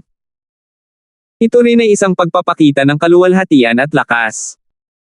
Ang mga punto ng digmaan na ito ay hindi bababa kahit na ginamit ang mga ito upang bumili ng mga mapagkukunan. Tila, pagkatapos ng digmaan, ang mga nasa pinakamataas na 100 ay makakakuha ng mga natatanging gantimpala. Nilaibot ng mga mata ni Francis ang Warboard Ranking at nakita ang ilang pamilyar na pangalan, tulad ng Weston, Livius, at Sacred Lord 10,000 Lightning. Sa kanila, sina Weston at Livius ay nasa ika-100 na pwesto habang ang Sacred Lord 10,000 Lightning ay nasa top 50. Siyempre, napagtanto ni Francis na walang anumang late stage na Mystic Light Realm sa Warboard Ranking, higit pa sa isang Sacred King. Huwag maliitin ang mga puntong ito ng digmaan. Ngayong nais ng dakilang Gunlord Dynasty na mabilis na maibalik ang takbo, ang pambihira at kahalagahan ng ilang mga gantimpala na mabibili mo ay lumampas sa iyong imahinasyon. Alam ng matandang Ying na ang mga taong sumunod kay Francis dito ay papasok din sa larangan ng digmaan at papatayin ang mga kaaway, kaya ginamit niya ito para hikayatin sila. Sa sandaling ito, ang 9th Prince at Sacred Lord Ansong ay lumabas mula sa Golden Red na palasyo. Aalis tayo bukas, sabi ng ika-9 na prinsipe. Masasabi ni na Olding at Francis mula sa tono ng ika-9 na prinsipe na ang kanilang destinasyon ay dapat na Lan Province. Kung nakita ng ika-9 na prinsipe ang Sacred King Feather Spirit, malamang na ipinadala sila sa lalawigan ng Shuang, na pinakaangkop sa ika-9 na prinsipe. Ito ay malinaw na ang ika-9 na prinsipe ay dapat na nakilala sa halip na ilang mataas na antas ng Tonner family. Bilang isang puwersang sumuporta sa ika-4 na prinsipe, nais ng Tonner family na pigilan ang ika-9 na prinsipe na magkaroon ng malalaking tagumpay, kaya malinaw na ipinadala siya sa Lan Province. Bukod doon, ang lalawigan ng Lan at lalawigan ng Shuang ay nasa magkabilang panig ng lalawigan ng Ling. Nangangahulugan ito na ang kabuoang lakas ng ika-9 na prinsipe ay nahati. Pagkatapos ng lahat, ang balita tungkol sa ika-8 prinsipe na sumusuporta sa Crown Prince ay kumalat sa buong mataas na antas ng maraming puwersa. Sumama ka sa akin. Sinundan ng lahat si Sacred Lord Ansong sa isang side hall na walang natira. Gayunpaman, isang tao ang dumating sa sandaling pumasok si Francis sa hall. Pagbati, iyong kamahalan na Crown Prince. Yumukod ang bagong dating sa ika-9 na prinsipe. Iniimbitahan ka ni Francis, ang Grand Elder ng Tonner family. Kinausap ng tao si Francis. Kinailangan ni Francis na humanga kung gaano kabilas ang mga aksyon ng Tonner family. Ang balita tungkol sa pagsunod niya sa ika-9 na prinsipe ay malamang na kumalat na sa buong itaas na antas ng Tonner family. Gayunpaman, dahil ang Ling Province ay teritoryo ng Tonner family, ang hindi pagpunta ni Francis ay magpapulala lamang sa sitwasyon. Francis, sasama ako sa iyo, agad na sabi ng ika-9 na prinsipe. Hindi niya inaasahan na ang Tonner family ay magiging matigas ang ulo kay Francis. Sa sandaling dumating sila, kumilos ang Tonner family. Higit pa rito, sa pagkakataong ito ay isang taong may higit na kapangyarihan sa Tonner family. Hindi na kailangan. Tinanggihan ni Francis ang mabuting hangarin ng ika-9 na prinsipe. Pakiusap sa ganitong paraan. Ang tao mula sa Tonner family ay lumipad sa hangin kasama si Francis sa likod niya. Sa pangunguna sa kanya ng taong ito, dumating si Francis sa inner hall sa likod ng main hall. Pagkarating, umatras ang miyembro ng Tonner family. Pumasok ka. Isang matandang boses ang tumunog, at ito ay nagpalundag sa puso ni Francis. Bagamat kalmado ang boses na ito, nag-init ang katawan ni Francis nang magsimulang manginig ang kanyang bloodline. Masasabi ng isa na ang may-ari ng boses na ito ay hindi simple. Pagkatapos ay pumasok si Francis sa ginto at pulang bulwagan. Dalawa lang ang tao sa loob ng bulwagan. Ang isa ay nakasuot ng puting damit at may pulang buhok. Napakahina ng kanyang aura, para siyang may katawan ng isang mortal. Sa kabilang banda, ang kabilang figure ay nagliwanag sa mga mata ni Francis. Isa itong matangkad na babae na may nakamamanghang mukha sa pula. Siya ay may isang pares ng mga mata na maaaring makaakit ng kaluluwa ng isang tao, at siya ay kasalukuyang nakangiti habang ini-inspection si Francis. Maupo ka, sabi ng matanda na nakaputi na may mahinang ngiti. Pwede ko bang malaman kung bakit gusto ni Senior na pumunta dito si Junior? Naramdaman ni Francis na iba ang mga bagay sa inaasahan niya. Nakaramdam din siya ng ilang nakatagong aura sa loob ng bulwagan. Sana ay hindi isa puso ni Little Friend Hanford ang ginawa ng Tonner family noon. Umupo ang matanda sa puting damit at sinabi. Siyempre hindi. Walang ginawa ang Tonner family sa Junior na ito. Ang ekspresyon ni Francis ay nanatiling pareho. Nang marinig iyon, tumawa ang matanda na nakasuot ng puting damit. Mayroon bang hindi pagkakaunawaan ang Little Friend Hanford tungkol sa Tonner family? Dahan daw ang tanong ng matanda na nakasuot ng puting damit. Halatang tinatanong niya ang dahilan kung bakit ayaw sumali ni Francis sa Tonner family. Dahil sa saloobin ng Grand Elder ng Tonner family, hindi komportable si Francis. Pagkatapos ng lahat, sa nakaraan, ang mga tao ng Tonner family ay nagbigay kay Francis ng pakiramdam na sila ay napakalakas. Siyempre hindi. Ang Tonner family ay nagbabantay sa hilagang kanlurang hangganan laban sa mga hindi tao. Ang Junior na ito ay labis na hinahangaan ang katotohanan ito. Nagbigay ng magalang na tugon si Francis. Hahaha, hinahangaan din ng nakababatang henerasyon ng Tonner family ang pagganap ni Little Friend Hanford sa paglilitis ng Crown Prince. Nakangiting sabi ng matanda na nakasuot ng puting damit. Ito ang apo ko, si Harlet. Noon pa man ay gusto niyang makilala si Little Friend Hanford, at sa wakas ay magagawa na niya ito ngayon. Ang napakarilag na babae ay agad na naglakad pasulong matapos magsalita ang matanda na nakasuot ng puti. 10:18. Ito ang apo ko, si Harlet. Noon pa man ay gusto niyang makilala si Little Friend Hanford, at sa wakas ay magagawa na niya ito ngayon. Ang napakarilag na babae ay agad na naglakad pasulong matapos magsalita ang matanda na nakasuot ng puti. Ako si Harlett, at may pribilehiyo akong makilala si young Sir Hanford. Narinig ang boses ni Harlett, at yumuko siya. Ang kanyang saganang suso ay malapit nang lumundag palabas, at nagbigay siya ng isang mahinang ngiti habang ini-inspeksyon si Francis. Nagsalubong ang mga kilay ni Francis, at tumingin siya sa matanda na nakasuot ng puting damit. Sa pagkakataong ito, ibang-iba na ang ugali ng Tonner family sa dati, at hindi pa nila nababanggit ang perpektong Blood Devil Son bloodline niya. Hindi alam ni Francis kung ano ang intensyon ng Tonner family. Matagal nang narinig ni Harlett ang mga kwento ni young Sir Hanford, at talagang gwapo at malakas si young Sir Hanford gaya ng sinasabi ng mga kwento. Nagsimulang magsalita si Harlett. Sa totoo lang, pinaplano ng Tonner family na gamitin siya para itali si Francis sa kanila ng kasal. Si Harlett ang numero 1 kagandahan ng Tonner family, at marami siyang kasunod na lalaki mula sa lahat ng 8 big families, ngunit hindi niya nagustuhan ang alinman sa kanila. Ang Tonner family ay nagbigay ng malaking kahalagahan sa pagpapakita ni Francis sa paglilitis sa Crown Prince. Nakaisip pa nga ang kanyang lolo na pakasalan siya ni Francis. Malinaw na dumating si Harlett sa pagkakataong ito upang makita ang kanyang magiging asawa. Gusto niyang makita kung ano ang pagkakaiba ng lalaking ito na may perpektong Blood Devil Son bloodline kumpara sa iba pang mga henyo ng Tonner family. Kung ang tanging mayroon kay Francis ay ang bloodline ngunit walang silbi sa lahat ng aspeto, hindi siya papayag. Gayunpaman, nang makita ang kalmadong saloobin ni Francis, gwapong mukha, at malamig na mga mata, ang puso ni Harlett ay kumandat. Narinig ko rin na ang young Sir Hanford ay isa lamang emperor ngunit may battle power ng isang early stage mystic light realm. Maaari ko bang malaman kung masasaksihan ko ang gwapong figure ni young Sir Hanford? Nang makitang matagal nang hindi nagsalita si Francis, naisip ni Harlett na nasilaw niya si Francis at nagbigay ng kumpiyansa ng ngiti.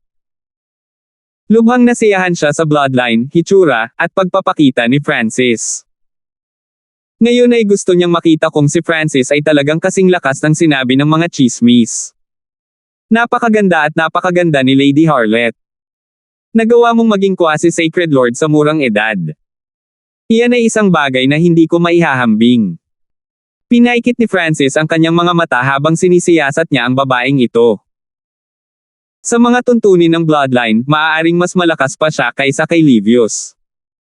Kung bakit hindi siya lumahok sa paglilitis ng Crown Prince, marahil ay nabigo siyang makuha ang partikular na lugar na gusto niya. Hahaha, hindi kailangang magpakumbaba ang little friend na si Hanford. Very competitive ang apo ko. Bakit hindi siya pinapakita ni little friend ng isa o dalawang galaw?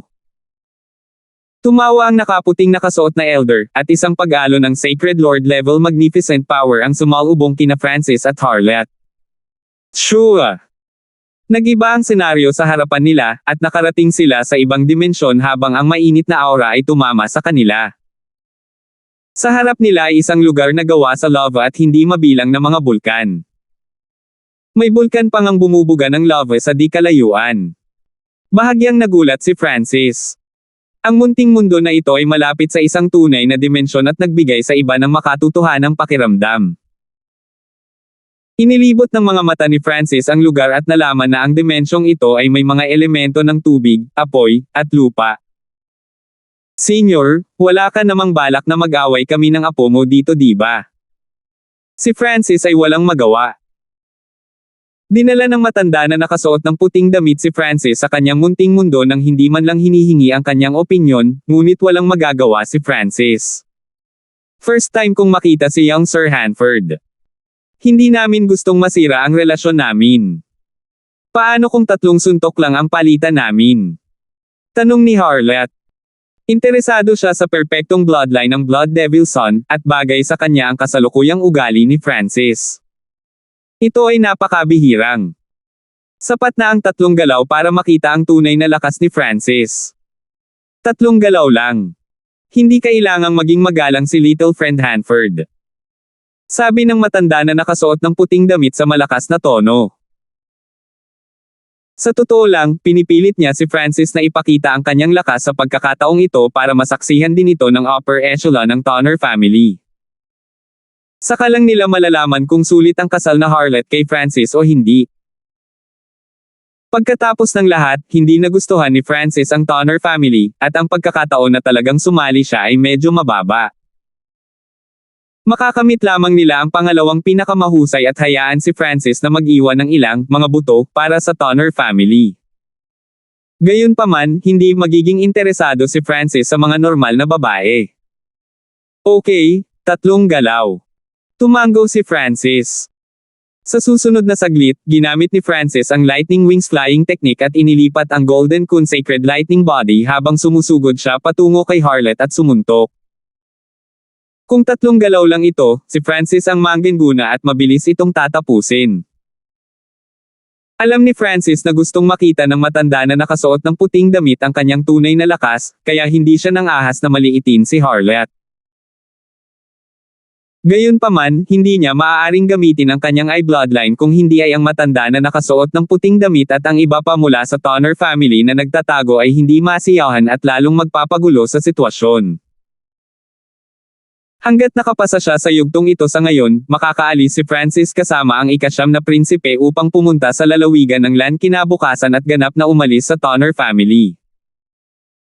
Sa hinaharap, sisikapin ni Francis ang kanyang makakaya na huwag pumunta sa Ling Province maliban kung siya ay sapat na malakas o maliban kung ang kanyang puwersa ay nasa antas na ang Tonner family ay hindi maglalakas loob na gumawa ng anuman sa kanya. Boom! Isang malakas na pisikal na puwersa ang sumanib sa Fire of Wind Lightning at sumabog mula sa mga kamao ni Francis. Ding! Pang! 2 dugong pula na curved blade ang lumitaw sa mga kamay ni Harlot at hinaranggan ang Sacred Lightning Dominating Fist ni Francis. Ang batang Sir Hanford ay talagang naiinip.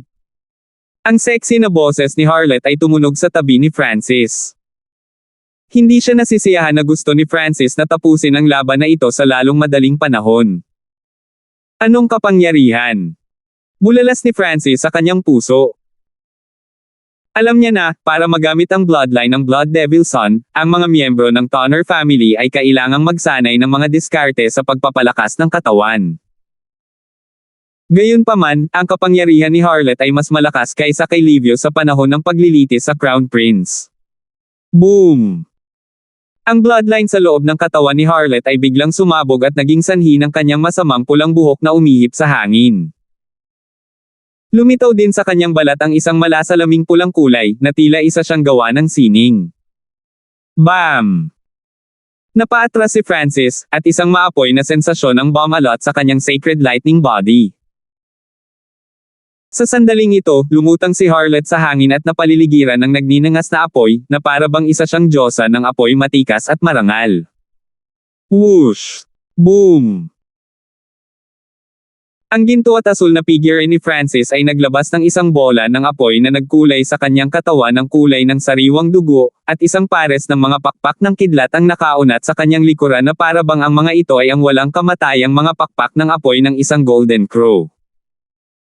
Isang malakas at nagninangas na aura ang bumuo ng isang putok na tumama sa bawat direksyon. Nagsimulang manginig ang lava sa ibaba. Boom!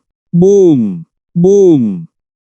Ang mga pagsabog ay umalangaw-ngaw mula sa hindi mabilang na mga bulkan, at isang surge ng lava ang bumaril, na naging sanhi ng pagkapula at pag-iinit ng mundo. Ang perpektong bloodline ng Blood Devil Son. Siniyasat ng mga mata ni Harlot si Francis, at mahinang nanginig ang kanyang puso. Ang bloodline ni Francis ay nagbigay sa kanya ng isang pakiramdam na gusto niyang tumayo sa tabi niya. Young Sir Hanford, turn ko na para umatake ngayon. Sigaw ni Harlot habang winuwagayway ang kulay dugong curved blade sa kanyang mga kamay. Blood Demon Scarlet Moon. Gumamit si Harlot ng malalim na pamamaraan ng paggalaw upang agad na lapitan si Francis. Pagkatapos ay hiniwa niya at lumikha ng nagninangas na eskarlato pulang kurbadong buwan na bumaril patungo kay Francis. Sa isang iglap, ang lahat ng kapangyarihan ng apoy sa malapit ay tila sinipsip upang madagdagan ang lakas ng pag-ataking ito. Bahagyang nagbago ang ekspresyon ni Francis nang muling tumaas ang apoy sa kanyang katawan. Isang harang na gawa sa kanyang Scarlet Lightning ang lumitaw sa kanyang harapan. Kasabay nito, nagsimulang sumunog at umikot ang kakaibang araw na pulang dugo sa likod ni Francis. Ang apoy ay nagsimulang dahan-daang magtipon mula sa lupa at langit na nagpapataas ng kapangyarihan ng bloodline ni Francis. Napakalakas ng kakayahang sumipsip ng apoy. Nagningning ang mga mata ni Harlot. Ang rate ng pagsipsip mula sa bloodline ni Francis ay mas malakas kaysa sa kanya. Pang! Boom! Isang kulay dugong alon ang sumabog. Whoosh! Sa susunod na sandali, isang figure ang lumabas mula sa gitna ng pagsabog. Boom! Ang katawan ni Francis ay nag-iwan ng bulaklak ng apoy habang siya ay lumitaw sa tabi ni Harlot sa isang iglap. Ito ang Blood Devil Charge. Tiningnan ni Harlot ang kasalukuyang kalagayan ni Francis. Nag-aapoy ang apoy sa kanyang katawan, at naglalabas ito ng mga pagsabog sa bawat sandali. Ang lihim na pamamaraan na ito na ginamit sa pakikipagtulungan sa bloodline ng Blood Devil Son ay ang Blood Devil Charge. Pang! Ang Blood Devil Charge, bilang karagdagan sa Lightning Wing Spatial Flash, ay bumaril patungo sa Harlot. Boom! Isang pulang figure ang hinampas sa lava sa ibaba. Boom! Biglang sumingit si Harlot. Sa sandaling ito, kalahati ng kanyang mga damit ay nawasak, na nagpapakita ng isang walang kamali-mali na katawan. Ang kanyang pares ng jade legs ay sapat na para mabaliw ang sinumang lalaki. Harlot, tumigil ka! Biglang tumawag ang nakaputing nakasuot na elder, at ang kapangyarihan ng munting mundo ay bumaba kay Harlot, na agad na pinigilan ang kanyang bloodline na kapangyarihan.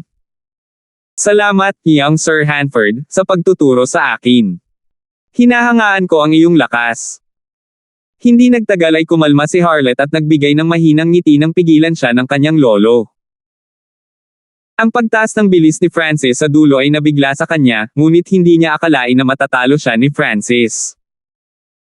Gayunpaman, ang kanyang lakas ay umabot sa pinakamababang pangangailangan ng kanyang magiging asawa. Ang lakas ng little friend Hanford ay talagang nagbukas ng aking mga mata. Tumawa ang matanda na nakasuot ng puti. Nabalitaan lang niya na natutunan ni Francis ang Blood Devil Charge habang nakikipag-away kay Livius, ngunit hindi iyon sapat para maniwala siya. Ngayong nakita na niya ito ng personal, lubusang naniwala ang matanda na nakasuot ng puting damit, at labis siyang nasasabik. Ang kapangyarihan ng isang eye bloodline na maaaring magnakaw ng lihim na diskarte ng isang kalaban sa isang palitan lamang ay tiyak na hindi mas mahina kaysa sa perpektong Blood Devil Son bloodline.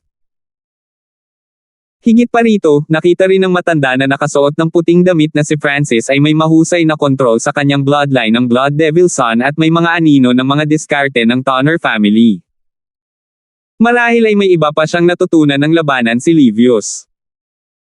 Higit pa rito, kahit na si Francis ay nagkaroon lamang ng kaunting kalamangan laban kay Harlot, hindi pa niya ginamit ang kanyang eye bloodline. Kung ginamit ni Francis ang kanyang eye bloodline na mas malakas pa, ang sitwasyon ay magiging ibang-iba. Nagsimulang maglaho ang mundo sa kanilang paligid, at bumalik sila sa bulwagan na kinaroroonan nila ilang sandali ang nakalipas.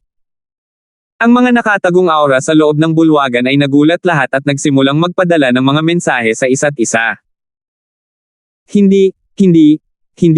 Naging madali sa akin si Lady Harlot dahil nakita niya na isa lang akong emperor. Si Francis ay lubos na gumagalang sa papuri ng matanda na nakasuot ng puting damit. Hindi na mag-aalala ang matandang ito. Tumawa ang matanda na nakasuot ng puting damit, at lumundag ang puso ni Francis.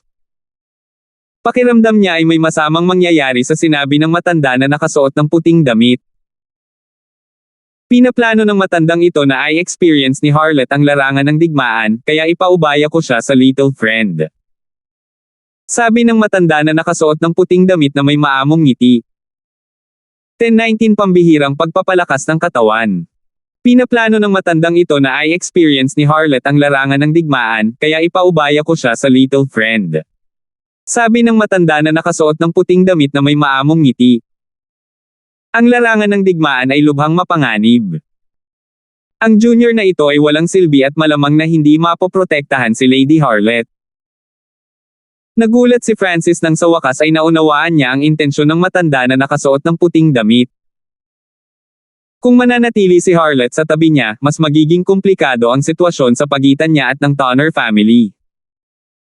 Kung talagang may aksidenteng nangyari kay Harlett, hinding-hindi makakatakas si Francis sa Tonner family. Ayaw na ba sa akin ni young Sir Hanford?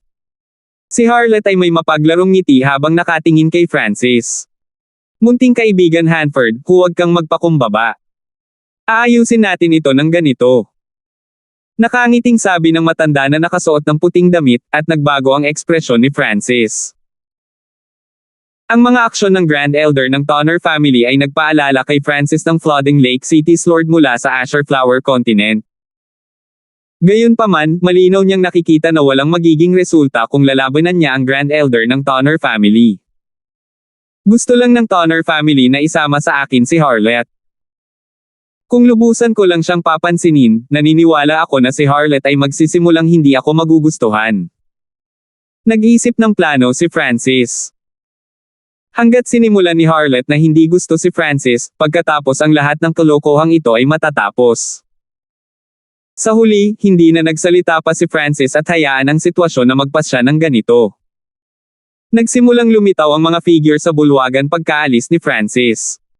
Harlett, ano ang tingin mo kay Francis? Nakangiting tanong ng matanda na nakasuot ng puting damit. Lolo, hindi mo ba masasabi kung ano ang iniisip ko? Bahagyang namula ang mukha ni Harlett nang magpakita siya ng mapagpasyang tingin. Hahaha, sinabi ko na. Boses ni Hogan.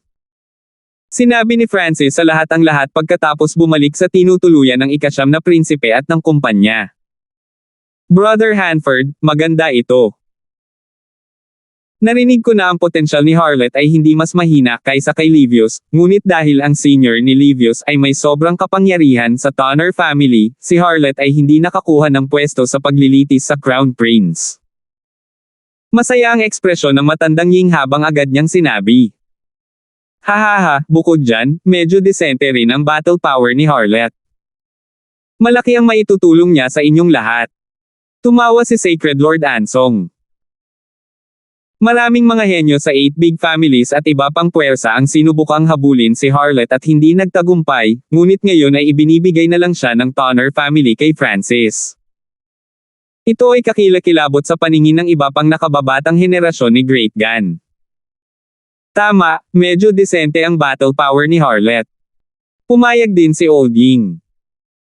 Pagkatapos ay narinig ni Francis mula kay Old Ying na ang Sacred Lord na si Ansong ay ipinadala lamang dito upang protektahan ang ikasyam na prinsipe at hindi ito lalaban para sa kanya.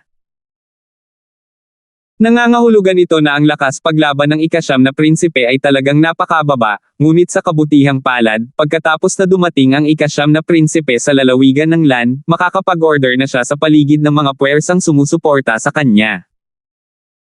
Halimbawa, kung nasa land province din ang mga miyembro ng Ocean Smoke Pavilion, maaaring ilipat sila ng 9th Prince sa kanyang moog. Higit pa rito, nalaman din ni Francis kung ano ang pangunahing misyon ng ikasyam na prinsipe ang pagkuha sa isang lungsod. Mahigit sa kalahati ng teritoryo sa 3 probinsya ang kinuha ng mga hindi tao, kaya't halatang kailangan nilang bawiin ito. Mas madaling ipagtanggol kaysa pag-atake, at halos lahat ng mga lungsod o kuta ay mayroong isang taong may kapangyarihang labanan ng isang banal na Panginoon na nagtatanggol, na nangangahulugan na ang pag-atake ay magiging mas mahirap. Nangangahulugan ito na talagang magiging kapaki-pakinabang ang Harlett. Kahit na siya ay isang quasi-sacred lord lamang, ang kanyang lakas ay maihahambing sa mga normal na sacred lords.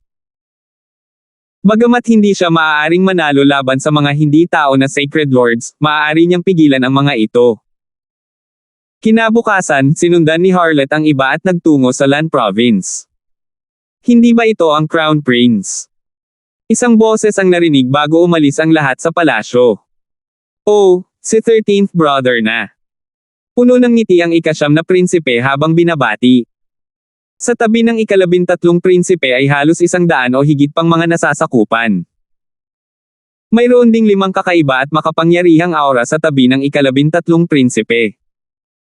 Nabalitaan ko na ang kamahalan ay patungo sa Lan Province. Baka magkita tayo sa iisang larangan ng digmaan. Sana ay alagaan mo ako. Tumawa ang ika-13 prinsipe. Nayanig ang puso ng lahat. Kitang-kita kung ano ang intensyon ng ika-13 prinsipe sa katotohanang alam na niya ang patutunguhan ng ika-9 na prinsipe at sabay na pumunta rito. Siyempre, pareho tayong mga imperial at kailangan nating subukan ang lahat ng ating makakaya para mabawi ang nahulog na teritoryo ng Great Gunlord Dynasty. Agad na sabi ng 9th Prince. Marami siyang natutunan pagkatapos maging Crown Prince. Kailangan niyang magsuot ng maskara sa harap ng ilang tao. Sana ay may ligtas na paglalakbay ang kamahalan. Sabi ng 13th Prince bago umalis. Ang lahat ay umupo sa lumilipad na nagninangas na karwahe at nagtungo sa Lan Province. Dahil may isang dagdag na tao, ang lumilipad na karo ay lubhang masikip. Malinaw na sinubukan ni Harlot na guluhin si Francis, ngunit pumasok si Francis sa pag-iisa at hindi tumugon. Napakalakas ng pagpipigil sa sarili ni Brother Hanford. Napabuntong hininga si Emperor Ghostscale sa kanyang puso. Makalipas ang ilang dosenang araw, nakarating ang lahat sa Jarland City sa Lan Province. Your Highness, iiwan ko ito sa iyo pagkatapos. Ang Sacred Lord na orihinal na nagbabantay sa lungsod na ito ay kinuha ang ilan sa kanyang malapit na mga subordinate at umalis, patungo sa War Hall sa Lan Province. Ang War Hall ay pareho sa kung saan sila tumuloy noong sila ay nasa Ling Province. Ito ang punong tanggapan ng labanan sa bawat lalawigan. Siyempre, ang War Hall sa Ling Province ang may pinakamakapangyarihan.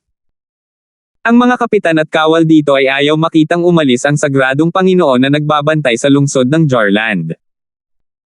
Pagkatapos ng lahat, nakipaglaban sila kasama ang sagradong Panginoon sa loob ng 1 taon. Ang mga ranggo sa lungsod ay napakasimple. Nahati ito sa hanay ng general, mga kapitan, at mga sundalo. Ang general ay halatang ika-9 na prinsipe. Ang mga kapitan ay karaniwang mga emperador o quasi-sacred lords. Ayon sa kanilang record sa digmaan, pagkatapos ay nahati sila sa 3 bituin, at kung mas maraming bituin ang isa, mas maraming sundalo ang maaari nilang pamunuan. Ang pinakamababang kinakailangan para maging isang sundalo ay ang True Spirit Realm. Buntong hininga, tapos na ang lahat. Paano makikipagdigma ang Crown Prince? Medyo tahimik. Habang ang Crown Prince ay walang Sacred Lords, dapat mayroong kahit ilang strategist. Tama. Ang Moondragon City ay may 2 Sacred Lords. Sa hitsura nito, imposibleng sakupin natin ang lungsod. Sa halip baka mawalan pa tayo ng isa. Marami sa mga kapitan at sundalo ay hindi masyadong nagtitiwala sa Crown Prince at may mga negatibong saloobin. Kinabukasan, ipinatawag ng ika-9 na prinsipe ang mga kapitan para sa isang pulong upang makilala niya sila at malaman kung paano ang labanan. Bagamat ang mga kapitan ay hindi tiwala sa Crown Prince, hindi sila nagpakita ng anumang halatang palatandaan. Maraming kapitan ang naakit kay Harlot nang pumasok sila sa bulwagan. Ang isang maliit na bilang ng mga kapitan ay malinaw na alam ang kanyang pagkakakilanlan at tumigil sa pag-iisip kung ano ang kanilang iniisip. Kasabay nito, na-curious sila kung bakit makakasama ni Harlot ang 9th Prince. Ang pangunahing layunin ng Jarland City ay ang kunin ang Moondragon City. Ang Moondragon City ay may 43 kapitan at 2 Sacred Lords. Sinabi ng isang 3-star captain sa 9th Prince at sa kumpanya kung ano ang sitwasyon nang magsimula ang pulong.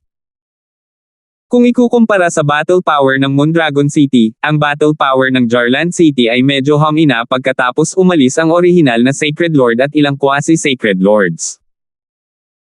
Mayroon lamang silang 32 kapitan, at 4 lamang sa kanila ang 3-star na kapitan. Matapos malaman ang sitwasyon, nagtalaga ang ika-9 na prinsipe ng 4 pang kapitan. Sila ay sina Olding, Francis, Emperor Ghostscales, at Harlot. Ayon sa mga patakaran, kailangan nilang lahat na magsimula bilang mga 1-star na kapitan at makakakuha lamang sila ng mas maraming bituin kung mapatunayang maganda ang kanilang mga resulta. Senior Ying, pakiusap alagaan mo ako sa hinaharap. Lady Harlot, hindi ko akalain na muli kong masasaksihan ang iyong kakayahan. Ang iba pang mga kapitan ay nagsimulang bumati at makipag-ugnayan sa mga bagong kapitan. Ang mga bagong kapitan ay karaniwang ang pinakamalakas na kapangyarihang labanan na dinala ng isang prinsipe. Ilang sandali lang ay umabot na sila sa 3 bituin. Sa kanila, ang pinaka-tinatanggap ay si Harlot. Gayunpaman, hindi pinansin ni Harlot ang mga kapitan na ito at tumingin lamang kay Francis, na naging dahilan upang maging malungkot ang mga ekspresyon ng ilang kapitan. Pagkatapos ng pagpupulong, umalis si Francis at ang mga miyembro ng Briggs family kasama ang Emperor Ghost Scales. Si Jane at ang kumpanya ay maaaring maging mga kapitan din ayon sa kanilang lakas, ngunit sila ay napakabata pa, kaya medyo delikado para sa kanila na manguna sa iba. Higit pa rito, si Francis ang may pananagutan para sa kanilang kaligtasan, kaya silang 3 ay pupunta sa kanyang grupo. Emperor Ghost Scales, magiging 3-star captain ka rin sa lalong madaling panahon. Umalma si Francis. Ang iba ay medyo malamig sa Emperor Ghost Scales sa pulong dahil hindi siya kilala. Agad na pumasok si Francis sa pag-iisa nang bumalik siya sa kanyang tirahan. Isang multicolored honey ang lumitaw sa kamay ni Francis sa loob ng Misty Spatial World. Sa wakas ay maaari na akong itulak patungo sa ika-6 na antas ng Sacred Lightning Body ngayon. Si Francis ay nakatuon sa kanyang kaluluwa at ay bloodline pagkatapos ng paglilitis sa Crown Prince. Sinubukan din niyang bumuo ng kanyang Little World of Illusions. Ang lahat ay naging matatag na ngayon. Nagamit na rin ni Francis ang isang bahagi ng 100 Origin Sacred Honey bago ang paglilitis sa Crown Prince. Kung naubos niya ang isa pang bahagi ng napakabilis, mababawasan nito ang pagiging epektibo nito. Matagal nang tumigil si Francis para ma-maximize ang kapangyarihan nitong 100 Origin Sacred Honey. Pagkatapos maabot ng aking Sacred Lightning Body sa ika-6 na antas, magagawa kong kontrahin ang mga normal na Sacred Lords gamit ang aking katawan lamang. Ang ika-6 na antas ng Sacred Lightning Body ay tumutugma sa Sacred Lords. Ang ibig sabihin ng quasi-Sacred Lord ay ang kapangyarihan, layunin, o ilang aspeto ng isang tao ay maihahambing sa Mystic Light Realm Sacred Lords, ngunit hindi pa talaga sila nakakalusot. Ang lakas ni Francis ay nalampasan na ang antas ng isang quasi-Sacred Lord, ngunit kapag ang kanyang katawan ay umabot sa antas ng isang Mystic Light Realm, siya ay maituturing na isang tunay na quasi-Sacred Lord. Ininom ni Francis ang bahagi ng 100 Origin Sacred Honey. Agad niyang naramdaman ang isang dalisay at sagradong aura na kumakalat sa kanyang mga organo at paa, pagkatapos ay sa kanyang crystal core na dimensyon at sa kanyang lightning soul body. Pakiramdam ni Francis ay parang umakyat ang kanyang buong katawan sa maikling sandali. Gayunpaman, ang pagiging epektibo ng bahaging ito ng 100 Origin Sacred Honey ay mas mahina kaysa sa unang pagkakataon na ginamit niya ito. Agad na sinimulan ni Francis na iikot ang kanyang Sacred Lightning Body. Huweng! Huweng! Ang kanyang katawan ay nagsimulang tumangkad, at ang gininto ang asul na liwanag ay kumislap sa kanyang katawan. Ang malalalim na linya ng kidlat ay kumikislap sa ibabaw ng kanyang katawan at paminsan-minsan ay naglalabas ng liwanag. Matapos ay circulate ang Sacred Lightning Body, dumobble ang kanyang engravings rate, at ang enerhiya ay ginamit upang pinuhin ang kanyang katawan. Sa pagkakataong ito, nagpasya si Francis na gamitin ang lahat ng 100 Origin Sacred Honey sa pagtaas ng kanyang estado ng pag-iral. Ipinikit ni Francis ang kanyang mga mata habang pinalibutan siya ng isang layer ng Fire of Wind Lightning. Weng-weng crack! Ang mga buto ni Francis ay nagbitak sa isang tiyak na sandali, at ang mga escarlate gintong linya ay nagsimulang lumaki at naglabas ng liwanag sa kanyang balat. Hu! Sa isang iglap, ang mga buto at katawan ni Francis ay biglang tumangkad, at tila siya ay naging isang tunay na higanti. Sa laki, nalampasan na niya ang mga normal na tao. Weng! Isang malabong escarlate gintong patong ng kidlat ang kumikislap sa paligid ni Francis, at nag-graded siya ng hindi nakikitang puwersa. Boom! Boom! Boom! Agad na naging itim ang lupa sa paligid ni Francis. Sa kabutihang palad, ang lahat ng ito ay nasa loob ng kanyang misty spatial world, kung hindi ay nawasak ang kanyang tirahan sa totoong mundo. Weng! Ang layer ng golden red light sa paligid ni Francis ay naging mas maliwanag at halos nagkatotoo. Sa wakas, ang eskarlate gintong liwanag na ito ay namuo sa katawan ni Francis. Ika-6 na antas ng Sacred Lightning Body. Lumitaw si Joy sa mukha ni Francis. 10:20. Ika-6 na antas ng Sacred Lightning Body. Lumitaw si Joy sa mukha ni Francis. Makalipas ang ilang paghinga, huminahon si Francis, at bumalik sa normal ang laki ng kanyang katawan. Mabilis ding nawala ang kidlat sa kanyang katawan. Matapos makapasok ang kanyang Sacred Lightning Body sa ika-6 na antas, magagawa ni Francis na labanan ang mga normal na Sacred Lords nang hindi ginagamit ang kanyang eye bloodline o True Yuan. Kung nilinang niya ang undying Sacred Lightning Body hanggang sa huling yugto, ang kanyang kapangyarihan, depensa, at bilis ng pagbawi ay walang kahinaan. Matapos maabot ng kanyang Golden Kun Sacred Lightning Body ang ika-6 na antas, maaari na rin niyang simulan ang paglinang ng mga lihim na diskarte tulad ng Sky-Destroying Sacred Lightning Palm at Physical Force Lightning Domain. Sky-Destroying Sacred Lightning Palm mas malakas pa kaysa sa Sacred Lightning Dominating Punch, napakapangwasak, at sinalungat ang kapangyarihan ng mga domain at lethal worlds. Physical Force Lightning Domain sa pamamagitan ng pag-asa sa paggamit ng Wind Lightning True Yuan at pisikal na puwersa para makabuo ng domain ng kidlat, maaari nitong mahigpit na paghigpitin ang kaaway at i-buff ang Lightning Domain ni Francis. Ang Physical Force Lightning Domain ay katulad ng isang domain o lethal world. Sa sandaling nilinang niya ito ay kapareho ng pagkakaroon ng isa pang domain. Higit pa rito, ayon sa alam ni Francis, natugunan na niya ngayon ang mga kinakailangan upang linangin ang rebirth from blood, ngunit ang Golden Kun Sacred Lightning Body ay walang cultivation technique para dito. Ililinang ko muna ang Sky-Destroying Sacred Lightning Palm pagkatapos. Nagplano si Francis. Bagamat na-cultivate niya ang Sacred Lightning Dominating Punch sa maximum, hindi nito kayang gumawa ng labis na pinsala sa Sacred Bodies of Sacred Lords. Kung makikilala ni Francis ang isang Sacred Lord na dalubhasa sa pagpapalakas ng katawan, ang kanyang Sacred Lightning Dominating Punch ay talagang walang magagawa. Siyempre, ang mga kinakailangan para sa Sky-Destroying Sacred Lightning Palm ay mas mataas kaysa sa Sacred Lightning Dominating Punch. Ang Sky-Destroying Sacred Lightning Palm ay nakatuon sa salitang, sirain, para sirain ang lahat.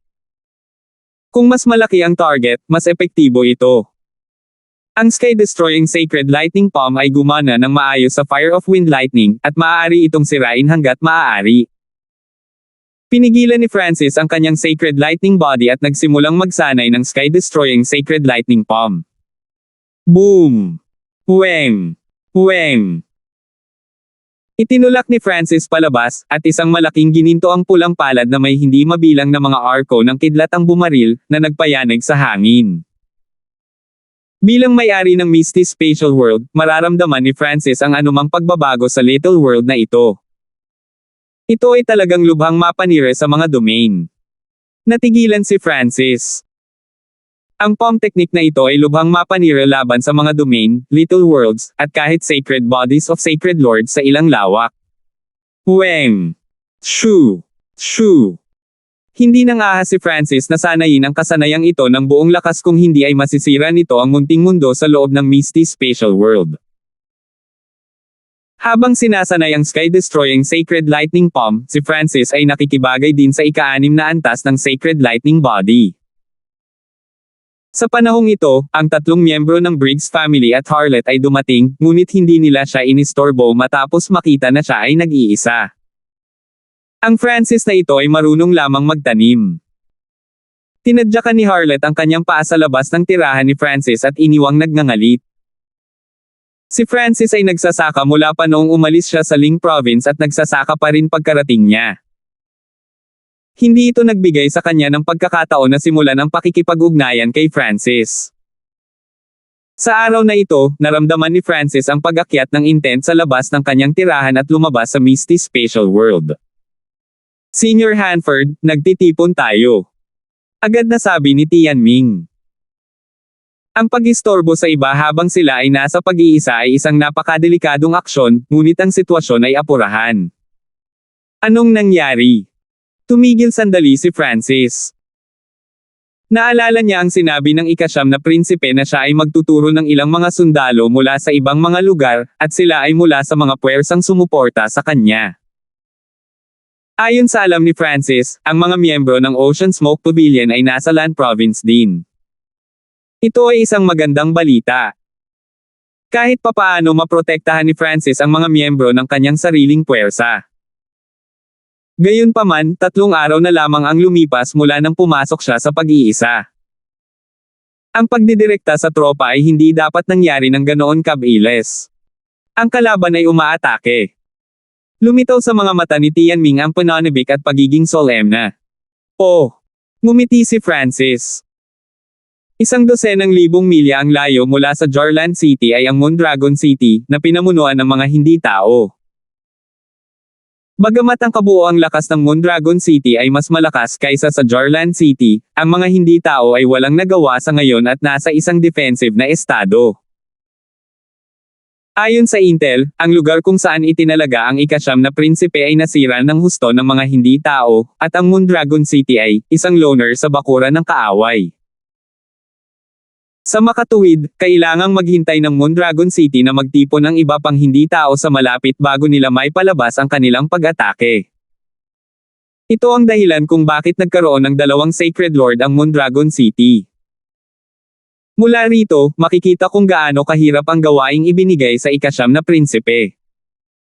Gayunpaman, magandang balita ito para kay Francis. Ang 2 hindi tao na Sacred Lords ay katumbas ng 40,000 puntos ng digmaan. Napangiti si Francis. Ang One Great Origin Core Realm ay 10 war point, ang isang king ay 100, ang isang emperor ay 1,000, habang ang Sacred Lords ay nagkakahalaga ng 20,000 bawat isa. Higit pa rito, mayroon lamang isang limitadong bilang ng mga Sacred Lord sa parehong Lord Dynasties. Napakabihirang para sa isang lungsod na magkaroon ng 2 Sacred Lords. Ang lakas ng mga Sacred Lord na ito ay medyo mahina kaysa Sacred Lord 10,000 Lightning, Sacred Lord Black Demon, at kasama mula sa Crown Prince Trial. Noong nakaraan, ang mga tropa sa loob ng Mondragon City ay mas malakas kaysa sa amin, ngunit hindi sila umatake. Mukhang alam ng mga hindi tao na lumipat ng general ang Jarland City. Tinalakay ang True Spirit Realm Cultivator sa likod na linya sa loob ng Jarland City. Ang ika-9 na prinsipe ay kasama ng mga kapitan sa mga pader ng lungsod. Hindi mabilang na mga di-tao na sundalo ang nasa labas ng Jarland City at naglabas ng masamang hangarin sa labanan. Kamahalan, ano ang dapat nating gawin? Isang 2 star na kapitan ang may solemna na ekspresyon.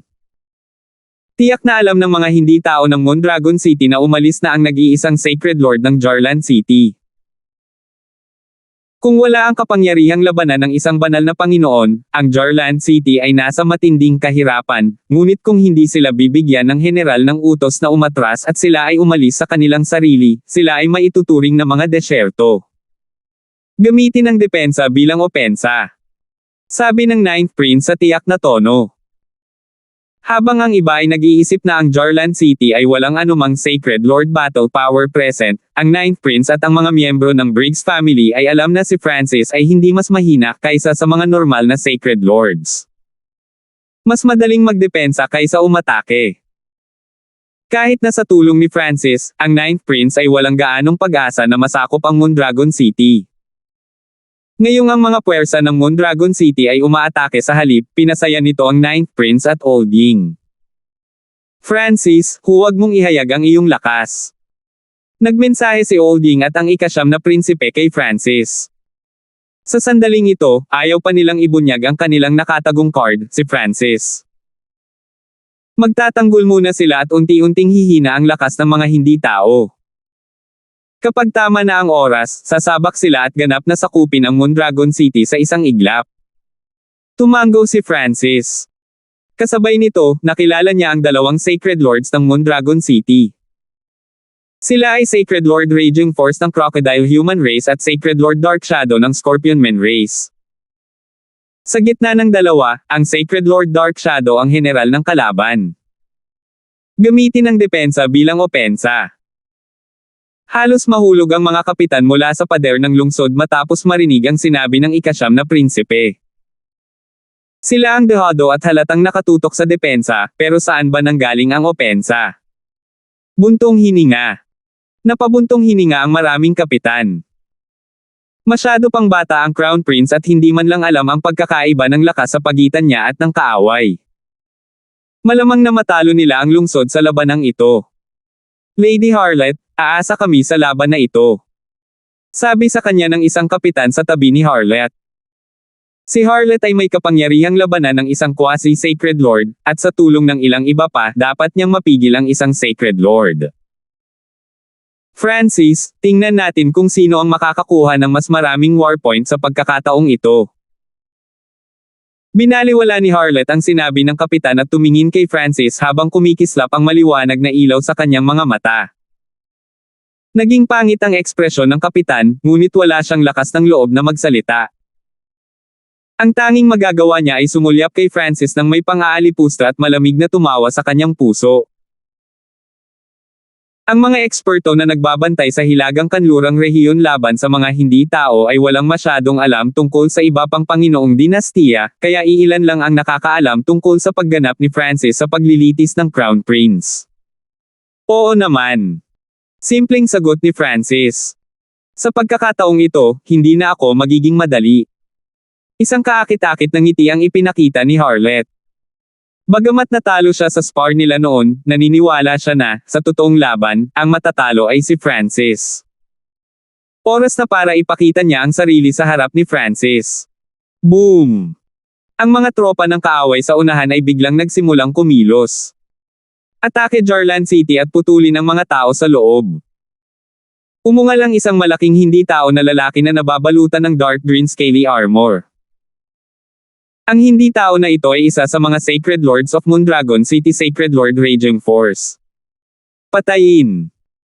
Walang limitasyong hindi tao na mga sundalo at mga kapitan na sinisingil ng galit at uhaw sa dugo tulad ng isang pulutong ng mga itim na ulap. Hahaha, naisip mo ba talaga na hindi ako aatake sa Jarlan City? Inalis mo ang isang Sacred Lord General at naglagay ng quasi-Sacred Lord General sa halip. Hindi napigilan ng Sacred Lord Raging Force na tumawa. Bagamat ang kanilang pangunahing gawain ay bantayan lamang ang Moondragon City at hintayin ang iba pang hindi tao, kinuha ng Jarlan City ang kanilang nag-iisang Sacred Lord. Pagkatapos niyang iulat ito at ng Sacred Lord Dark Shadow sa upper echelon, nagpunta sila sa opens iba. Dahil maaaring may ilang panganib sa aktwal na pagsakop sa teritoryo, ang layunin ng pag-atake sa pagkakataong ito ay para lamang patayin ang lahat ng mga eksperto sa loob ng Jarlan City. Ipagtanggol. Ang mga kapitan mula sa panig ng Jarlan City ay lumipad lahat. Nagbigay daan ito sa kanila na pigilan ang mga kapitan ng kaaway at idirekta ang sarili nilang mga tropa. Lumipad si Francis kasama ng Emperor Ghost Scales at ng kumpanya. Boom! Ding! Bam! Ang mga hindi tao ay sumulong na parang isang mapanglo na hayop at sumugod patungo sa mga linya ng depensa ng lungsod ng Jarland. Ang mga kapitan at sundalo ng Jarlan City ay sinubukan ang kanilang makakaya upang ipagtanggol at makipagsagupaan laban sa mga hindi tao. Sa sandaling magkasagupaan sila, mayroong lahat ng uri ng yelo, apoy, tubig, at kidlat na pumapatok sa kalangitan. Munting bata, nagawa mong maging emperador sa murang edad. Dapat ay isang henyo ka mula sa isang malaking pamilya. Sa kasamaang palad, hindi ka dapat pumunta sa larangan ng digmaan. Isang ahas na nakasuot ng maitim na pulang scaly armor ang humahagalpak sa tawa. Walang sinabi si Francis. Pinigilan lang niya ang kanyang sacred lightning body sa 50% ng kanyang buong kapangyarihan. Sa iba, nasa level lang siya ng isang emperador. Sagradong kidlat ng ibabaw punch. Si Francis ay sumuntok, at ang mga metal na bundok ay durog patungo sa ahas. Napakalalim ng fist intent ng brat na ito. Ang Snake Man na nakasuot ng dark scaly red armor ay may mabangis na ekspresyon. Wala siyang kalamangan laban kay Francis. Sa halip nadama niyang muling sinanay ng kabataang ito, at hindi niya nagamit ang kanyang buong kapangyarihan. Ang langit sa di kalayuan ay biglang nagdilim, at isang mabangis na aura ang lumitaw. Hahaha, sinong taga Jarlan City ang naglakas loob na labanan ako? Ang Sacred Lord Raging Force ay nakatayo sa mga ulap at nakatingin sa Jarlan City. Umalis na ang Sacred Lord na orihinal na nagbabantay sa lugar na ito, kaya talagang gusto niyang malaman kung sino mula sa Jarlan City ang makakalaban sa kanya. Sumama ka sa akin. Umalis si Harlot sa sandaling ito, at nagsimulang masunog ang kanyang bloodline. Siya ay tulad ng isang liwanag ng pagkahumaling sa larangan ng digmaan. Nang makitang napakabangis ni Harlot, nagpakawala ng hininga ang mga kapitan mula sa Jarlan City. 2-3 star na kapitan ang umakyat sa langit at hinamon ang sagradong Panginoon kasama si Harlot. Salamat po at sinamahan ninyo ako, ingat lagi mga master.